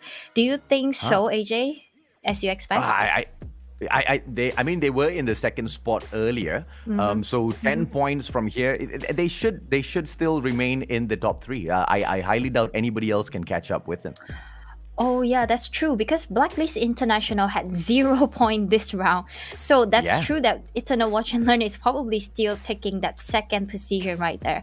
They are kind of consistent today, I would say, because we couldn't say they performed much in the last week of league stage, but right now they're showing us that. And Freedom Rumble at the 5th place and Gig Fam as well at the 6th placement. And Gig Fam, I would say that if this last match, Gig Fam is not gonna go crazy and OG, they're probably losing their throne, right, Husky? And yeah, that's one way to put it. Or if AKO becomes the first team to get knocked out by Overdose LT, then yeah, that could happen as well. So I mean, I'm Overdose LT, the bloody heads. Yeah, Bloody heads of I- FFMC. honestly, I really think that Overdose LT is super cool because they come in not like, I want to challenge you for the champion. I come in to ruin you to get that champion. Because right now we have the top teams is like super close and they are one of the teams that definitely is affecting the whole placement point thing, So that is the thing. Ladies and gentlemen, right here we are giving away you code once again. Thank you for that viewership for 30K milestone. Thank you so much. This is what you can get. Please do screenshot it if you think that you're not fast enough. This is the first, and then we will be having the second giveaway as well for that 25K, then 30K. So for hitting that 30K, you're getting 3 different gifts. Thank you and congratulations for that. Please don't stop to share this live stream because this last game is super, super, super excited and it's gonna be gruesome because I expect Gig Fam now, it's gonna be so stressed out. It's like, shit, we only have last game to prove ourselves and our champion, it's getting away from our hand, It's just like, now they are touching at the fingertip and then they're like, just a little bit more, and we are getting that champion once again. But by looking at AKO today, AJ, do you think AKO is able to take that champion today? 99.99% chance is there, but that 0.01%, I believe, is in the hands of Geek Fam. Yeah, if Overdose coming up and kill AKO at the early match. Probable, all right. Yeah. It is a possibility. We're just putting out there. This is super fun to me. I think it's super fun that it's not only that you see that rivals, like great teams playing against each other and just few points away, blah blah blah, and then you have one Overdose LD right there playing as the what do we say? It's more of a salt when you cook a recipe and you add some salt. That tastes much better, So this is how Overdose LT is coming to play in this recipe. Ladies and gentlemen, right now, right here, we are going into the last game of today for our grand final Free Fire Malaysia Championship 2021. I can't wait to start it. If you really like this stream, please do share it out. If you feel nervous, please do write in comment box. Let us us know as well. Who do you support for this purgatory? I know that this purgatory actually, Sam9, they say they are kind of like this purgatory and they actually have a fantastic rotation in this. But Sam9 is probably not coming up for the champion, sad to say. So right now we are going to see who's gonna take this throne away. Maybe that Booyah is gonna change a lot, as well as the kill points. For every kill, you get 1 point for the last game, ladies and gentlemen. Right here is the match 6, which is the final stage of our grand final. Gentlemen, please take it away. Appreciate it, Leslie. Let's see exactly who grabs the title. This is the grand finals final match. The Free Fire Malaysian Championship. Blacklist International jumping out of the flight and they will be flying away to the left-hand side of Auto Knockout. The ones that we are interested to see is, of course, Geek Fam, and that's gonna be a very interesting matchup, don't you think, Husky? Whoa, what is this? Whoa, hold on. What? Geek Fam and Sam9 both hot drop at Central. This is, like you said, interesting. I think we can start saying adios to Sem9 already, man. There's not going to be much loot for them to... Oh, okay, sorry. I thought they were caught outside. But it looks like the rest of their team members are already going in there looting. And good for them. Good on them. Yeah, I mean, if Sam9 wins this, then good. If Sam9 is taken up, then bad. There is no in-between right now. Final round. Sam9 still kind of hanging around this area. But it seems like Geek Fam are the one who is gaining a lot more distance. Sorry, Warren Overdose LT also kind of in close proximity within each other around the quarry area. You see, 15 points is what Geek Fam will need on top of whatever Auto Knockout manages to collect within this game. So one of the things that Geek Fam will be definitely hoping and praying for is for Auto Knockout to get knocked out early on. But the exact same thing is what is on the minds of Eternal Watch and Learn as well as Blacklist International. Now, I never expected to be saying this at FFMC, that Eternal Watch and Learn is now potentially fighting for the #1 spot. They might just end up being our grand champions, Sasuke. Yeah, I mean, there's so many storylines, right? Geek Fam, you can say if they win, returning champions. Eternal Watch and Learn, if they win, best storyline ever since MCP Major. Yeah. AKO, if they win, then it's then it's also kind of a good storyline that they from kind of ex-steady squad roster and then being acquired by AKO and coming up top. I would say that's pretty great achievement. And of course, we have Blacklist International. Came so close during the major, and now they have a chance to win. Man, I would take it any day, but right now, Sorry Roar would take on the fight against Overdose LT.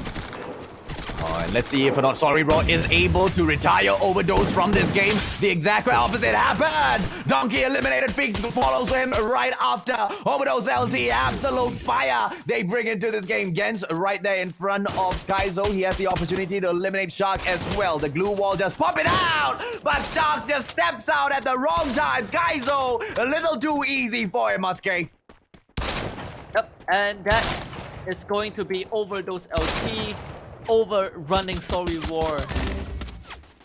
And Overdose LT though, oh, actually getting tagged. Oh, they lost 2 guys. Secret Woman still in the game. What? I promise, I looked away from my screen. 3 seconds. I look back and 2 guys are down, out for the count already. But, you know, they're not going to be too fussed. 4 kills on the board so far. They're definitely pleased with that. Geek Fam taking on Sem9. There's going to be a 2-on-1 situation. Up is going to be in trouble! Time turner! But it's still not enough! Oh, the backup from Hazik seems to be! And Sem9 still manages to get Hazik down. Newbie on the spot to retaliate immediately. And Geek Fam are at risk of losing out on this fight early on, Husky. And it seems that might be the case. Arcade coming in as a savior. Arcade with 2! Oh, equalizing the playing field. This could be possible for Geek Fam. Where's the backup from Sun9? Oh, backup is coming pretty slow. Newbie. Good finisher. Newbie. Oh, and then finally makes it happen. Arcade on the ground. Exact way too far. He could not make it, and now he's spotted Outcast on the bike. The Kings, eternally crippled, trying to get away. Vigo on fire, Semnai trying to pick him off. They won't be able to, but Zach has nowhere else to go but away from the corpses of his teammates. And Gig Fam have fell all the way to the bottom. Ladies and gentlemen, boys and girls, let's take about 10 seconds of silence for our fallen champions, the Kings of Free Fire Malaysia. We are about to crown a brand new king, Husky. I'm excited. Sorry, Geek fam. Maybe the next time round. It's gonna be Blacklist International now meeting 4X-Men Expert. Are they gonna get taken down? Maru looking to take those shots, and the vertical advantage will still put 4X-Men Expert ahead, as they have been in so many of these games. Blacklist International, they were sitting down at the very top the last time we checked in. And after the previous game, they got kicked down to the third spot. So my apologies, the fourth position, as a matter of fact, because they picked up 0 points. If they get snuffed out once again, these boys are going to be crying, Husky. Geek Fam is out of the running for sure, so now it's Blacklist International, AKO, Eternal Watch and Learn. Yeah. Only these 3 teams have the best chance. Secret Woman, a long shot, or 4X Man Expert. Nothing much to lose. They're going to try and push into Blacklist International and the C-Men flank. What? Do you think we might just see the 4 teams in top flight looking for the number 1 spot eliminated early on in this game? Oh, dude, that storyline, yeah, you can't make that stuff up, man. golden opportunity for us to see exactly that. Now, Man Flank gonna get caught out in the open. He runs across the bridge, and there's nothing else that he can do except jump in the water and go for a swim. Oh my goodness. Why is Blacklist International? Why is Blacklist International even there? Why is Man playing there? Why are you alone? Oh! Getting shot at by Spade. Spade is desperately trying to catch him. Let's go, Spade! Got him! Goku got him! Go! Come on, Spade!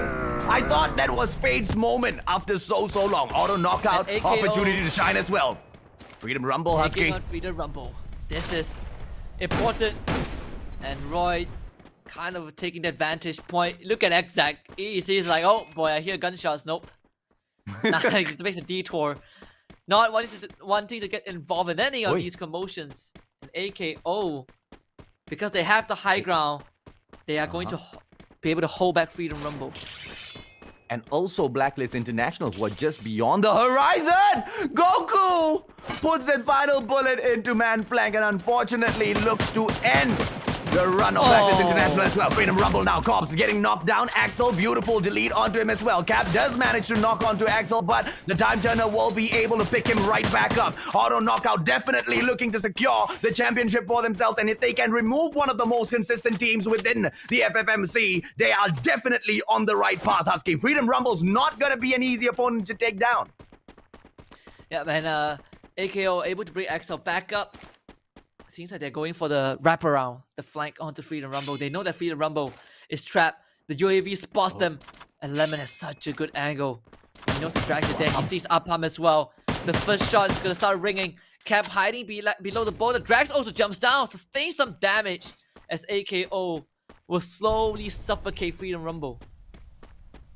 Let's see if or not the information of their position will be enough for Auto Knockout to take this fight, because although they want the kill points, they don't want to take some unnecessary risk, right? They don't want to close the gap, because the closer you get to your opponents, the more chaotic these fights get. The best situation here is to take these long range shots and see if you can get a couple of knocks and then catch the enemy off guard as they come back in for that pickup. And Auto Knockout might just be on the hunt for that, but Freedom Rumble is playing this so well. They're sticking so close to each other that even if they do suffer a knock, they will be able to respond accordingly. But the gap that we have been referring to has been closed, and Freedom Rumble, it looks like Upham isn't even able to recover himself, Husky.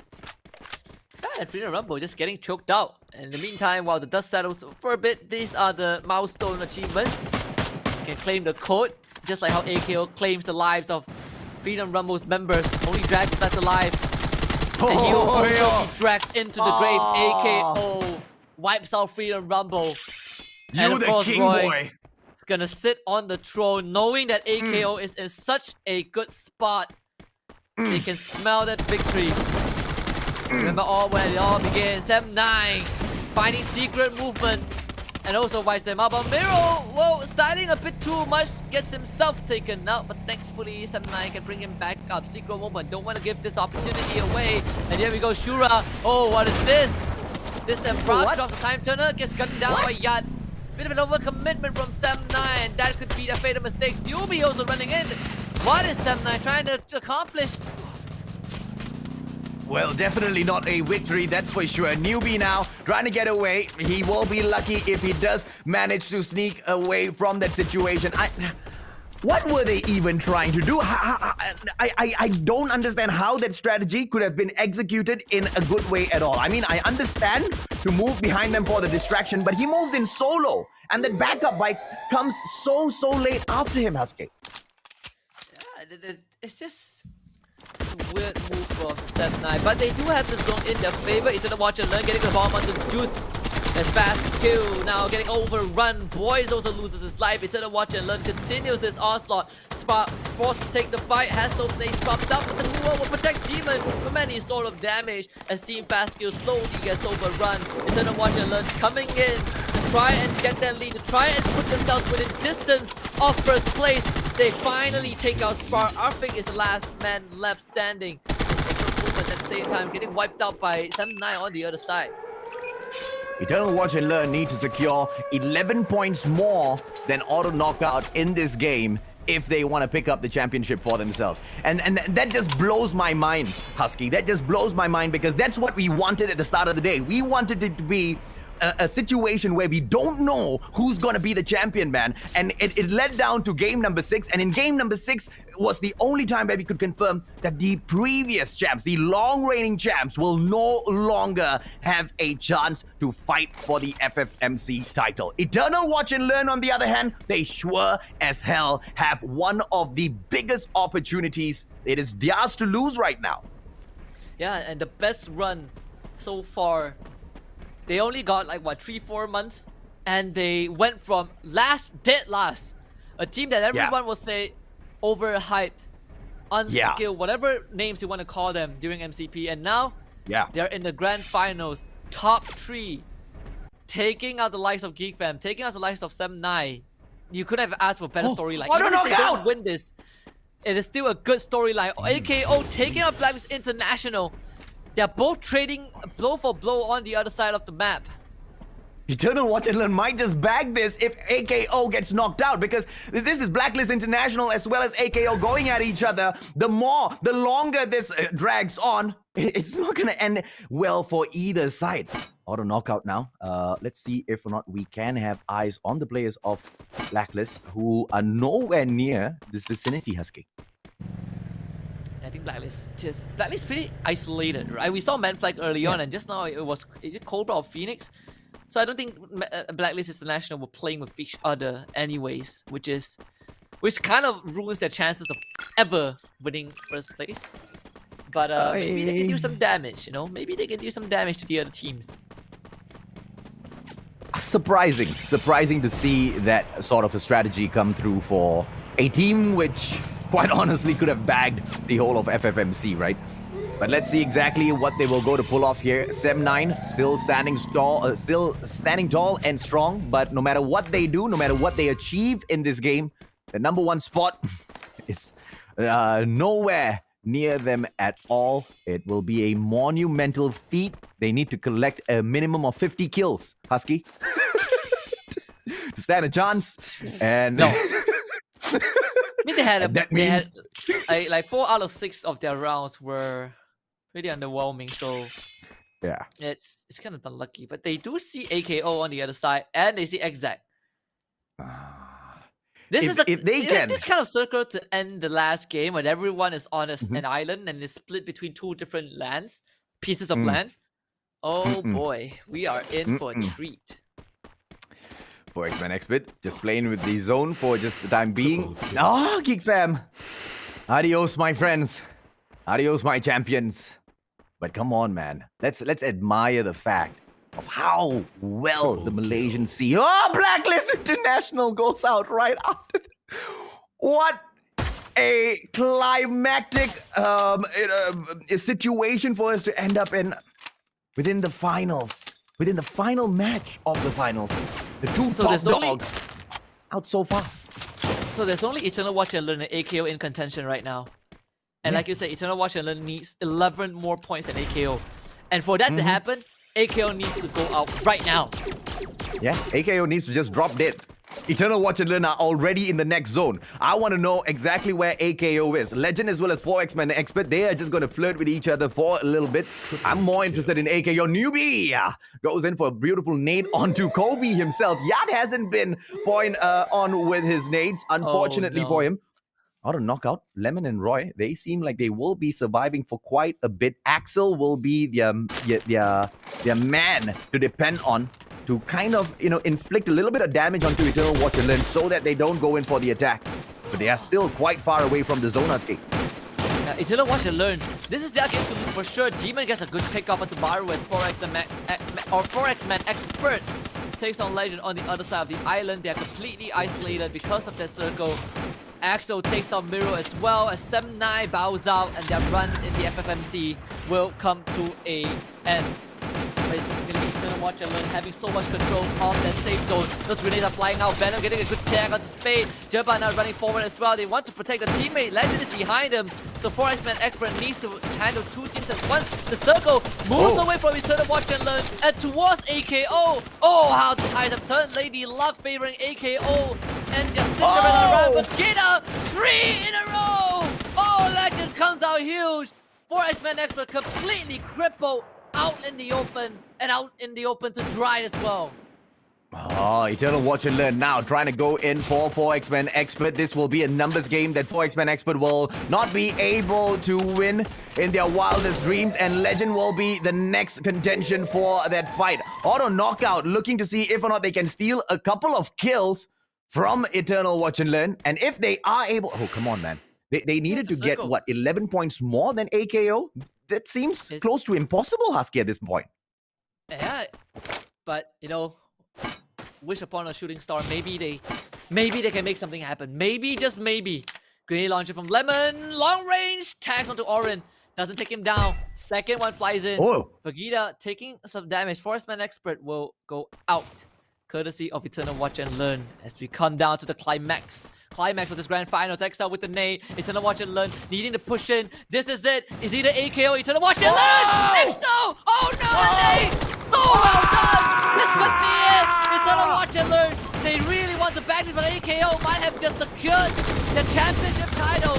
Roy in the front line. The master of the for the combat goes in. Wipes out Venom. They wipe out Eternal Watch and Learn. And AKO with 13 kills might have just done it! 3 Booyahs! The hat trick in his grand finals. AKO completes their Cinderella run. And guess what? They are definitely the grand champions of FFMC 2021. What a way! What a way to get it done, Husky! Number 1 in the league stages, number 1 at the grand finals as well. FFMC has a brand new king! How long will they reign? Because it looks like the competition within the country has stepped up. Even the past kings who have dominated for so long have got no say in the change of this power shift at all, Husky. Look at the celebratory dance from Roy, the tears, the laugh of happiness. I mean, all hail our new kings, AKO. All it took was 3 months, a bit of a new acquisition, and here they are. Your grand champion, 60,000 ringgit in the bag. Wow. Guys, did you see something drop on the floor? My jaw. Wow. I was wondering where she was going with that. Oh shit. Hold on. Oh my god, I was so excited. I even took off my earpiece just now. I'm so sorry. Oh my god, I need to calm myself down. I got the biggest goosebump ever in Free Fire scene. Honestly, that was such a great one, and Auto Knockout really deserved this championship. I mean Yeah, man. the throne. It's really belonged to Auto Knockout. Once again, congratulations to Auto Knockout. That is definitely the king, the new king for Malaysia right there. Congratulations. That was such a great game. And we can see that how happy they are just now when they won. And two of them were like jumping, and then one of them is about to cry. I would say And- that this is really what I like about, all the esports competition, all the competition that I've watched. I feel like they have put so much effort in something that they always just try to make that champion, like Auto Knockout. They have been in the scene for a really long time, and I know that they now is the Sam9, but Auto Knockout, it's definitely one of the smaller team before this. So they have been training a lot, playing a lot, but they have never been to the top 3. But the previous Auto Knockout, which is Sam9, they have been to the top 3. So they have never get the champion because of GigFam. Right now they have redeemed themselves. The Auto Knockout really is the champion. Congratulations on that. Do you have anything else to say, AJ? I undisputed kings of Free Fire, yeah. Malaysia. Undisputed because of the league stages. They didn't get a fluke win at the grand finals. They didn't, place themselves in 6th or 7th spot where they just really couldn't shine during the league stages and then, pull off a whammy in the grand final. Consistency is key. We've been harping on this from day one. And it looks like the most consistent ones throughout the whole of the competition bags it. Undisputed brand new kings of FFMC. Yeah, I mean, Yeah. first place in the league stage, champions of the grand finals. Now, what else could you ask for, right, from AKO? One of the best Ooh. runs. We actually talked about this, right? Oh, hopefully we won't see a triple booyah grand finals, and AKO just dunks us with 3 booyahs. And especially in the last 2 rounds as well, they just came in hot. They never had a bad round. And I mean, if this is not the qualities of a champion, I have no idea what is. Yeah, was this the previous Gig Fam? Because last time Gig Fam was getting that 3 booyah in MCP Major. Right here, right now, AKO are the one getting that 3 booyah on our grand final day, ladies and gentlemen. Yeah, if that is not consistency, then what is right there? And I wouldn't say that Gig Fam is not consistent. Honestly, they are pretty consistent as well. They have never. I don't think they have a bad match right at all right today. Is it? At least they get like 5th or 6th placement. Yeah, I mean, Geekfan didn't really Yeah. have a bad game per se, but they also didn't have like an amazing game. Their best placement Yeah. was 2nd Yeah. place. They were in top 3, but no, there was not a game where you look at Geekfam and you think to yourself, yeah, this is the game that Geekfam is gonna open up the league for themselves. It's always like they are contending with each other, and it could easily change. The pendulum could easily swing if something goes wrong. Yeah, I would say that in this case that when I mean on today game, they are not like, not performing, but all the things that added up together, it just Auto Knockout is better, like everything in Yeah. rotation, chemistry, and all the things they have done. And what I I almost wanted to say something bad, but the Axel, what? He literally threw like 3 grenades and all of them knocked them out. Yeah. Wow. They are the This best is players the on the Axel. team. Yeah, That's I mean, the Axel really just so crazy that he was definitely. I mean, he was the MVP from late stage. I would say in grand final as well, he deserved that MVP, right?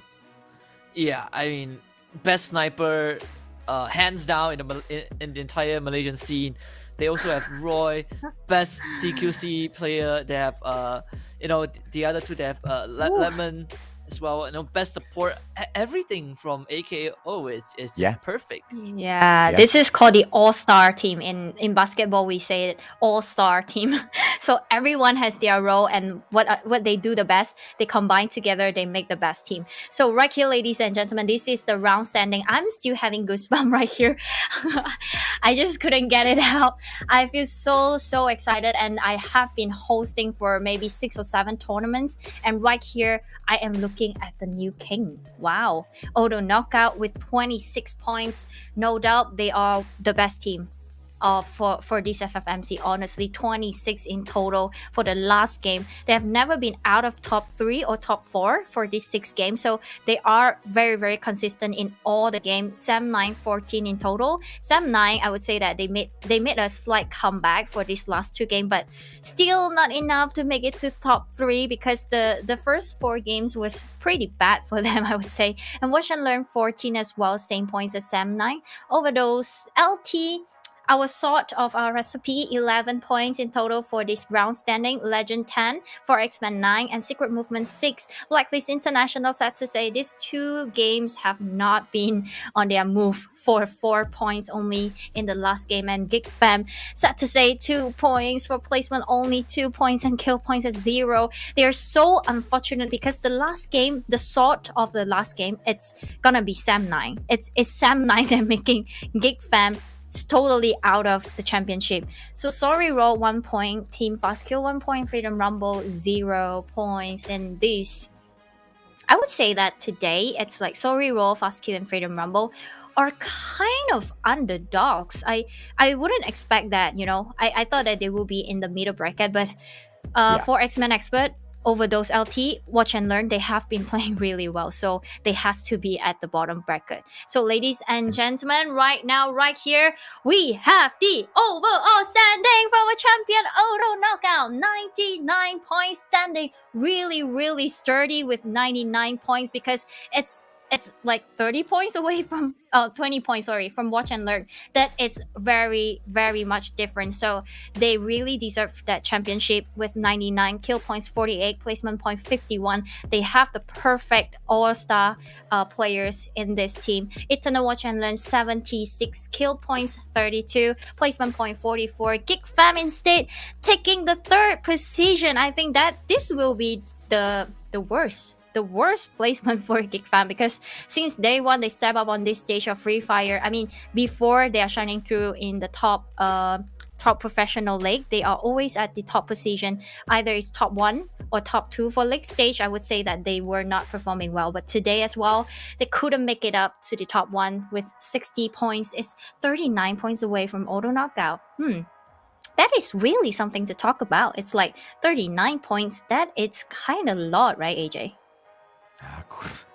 That's an understatement, especially for a brand of this standard, right? Especially after whatever that we have seen them achieve in the scene in the past, even at the MCP Major. But you know, every single team, every single squad, they have their moments. Some reign supreme for a long time, like what Geek Fam has done.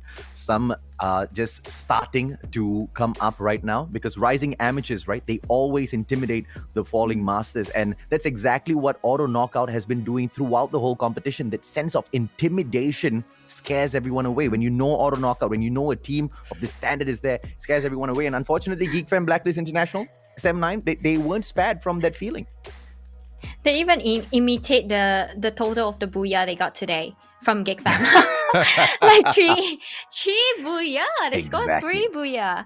Wow, that was such a great play. And I can see that Gig Fam and Blacklist International as well, they are still on the same level. As I told you, Blacklist International last time when they call Argon, they are always at the 2nd place, just right beside Gig Fam, and right now they are at the 4th place as well, right beside of Gig Fam. I think they just couldn't get away from each other. They are always together with just 1 point away right there. Sam 9, 52, 7 points away from Blacklist International. Today is really not a good day for Sam 9, and they probably need some more consistency in this case for our grand final. Secret Movement instead is 45. It's about 10 points away from Sam 9. Legend 42 is just 3 points away for X-Men Expert. Overdose LT had been really a good salt for this tournament as well as today grand final. Good job.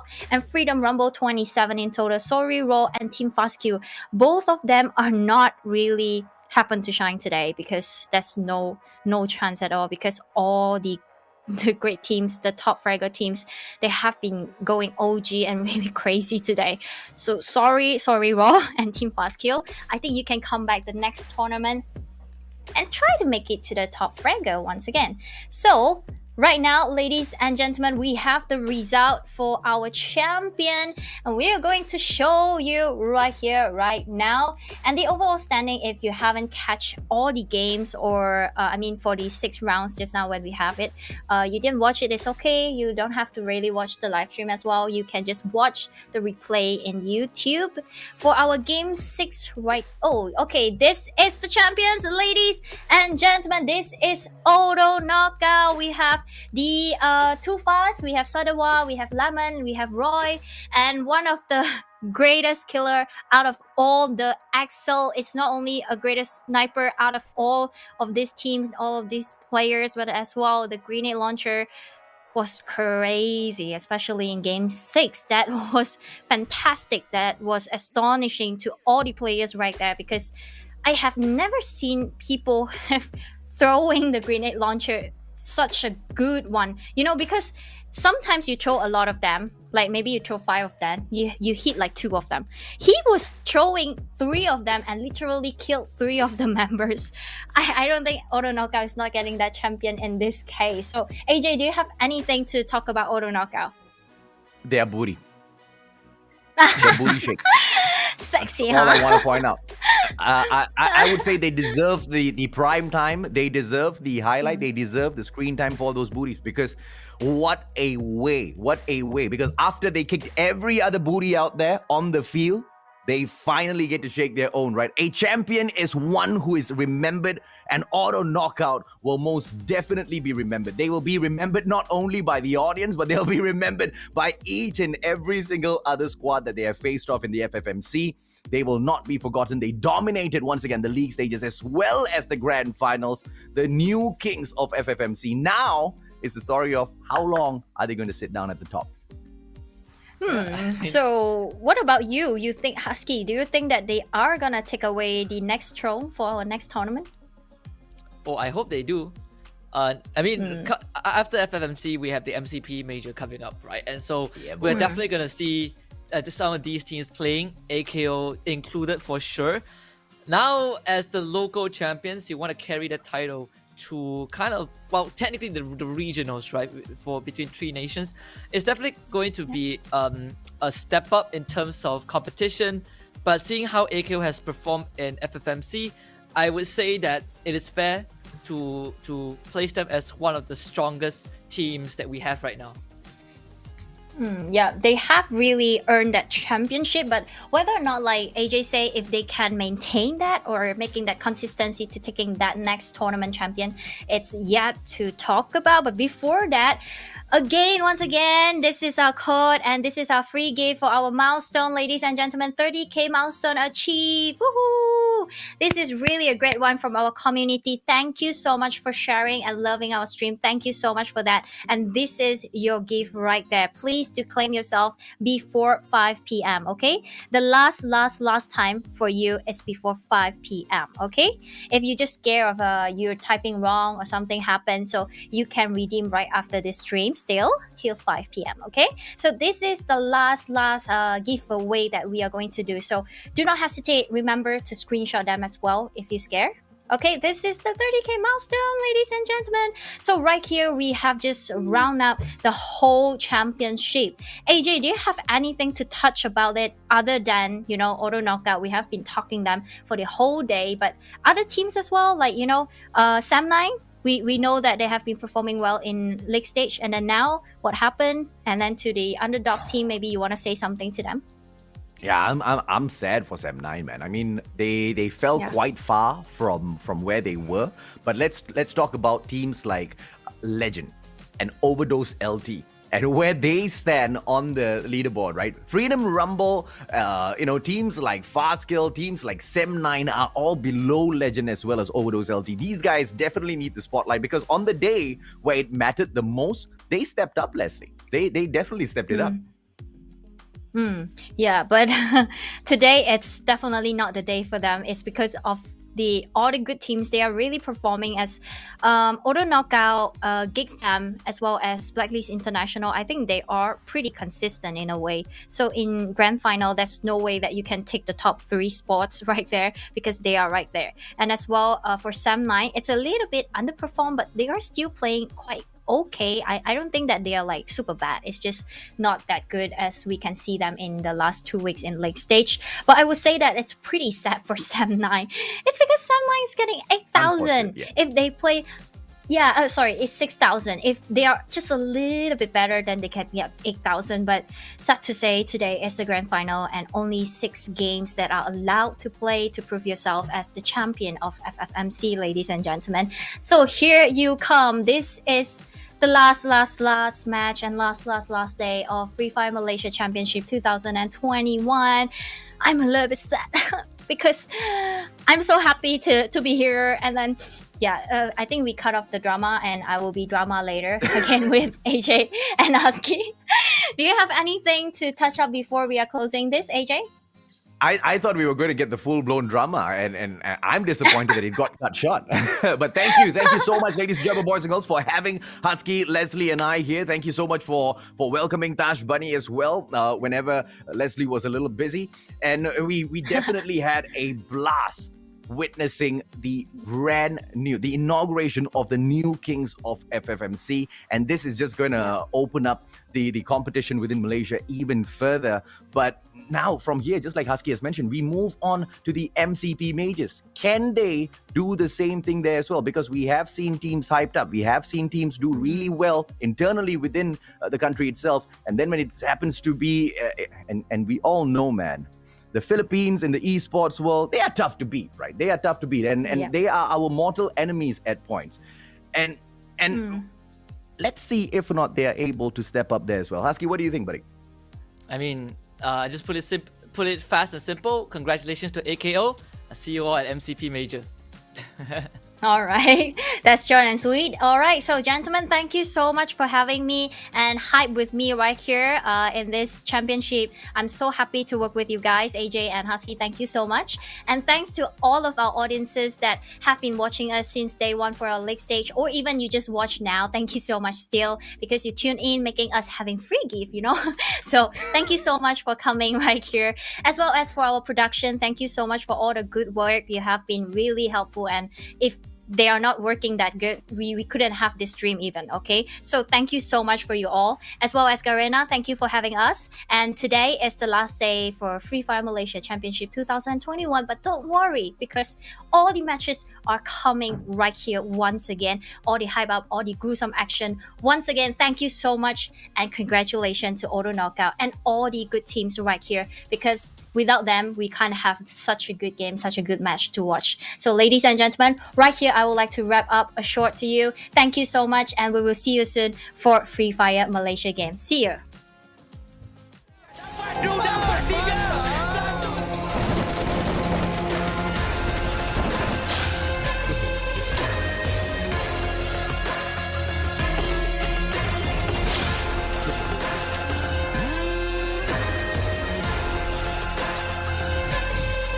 Good, bro.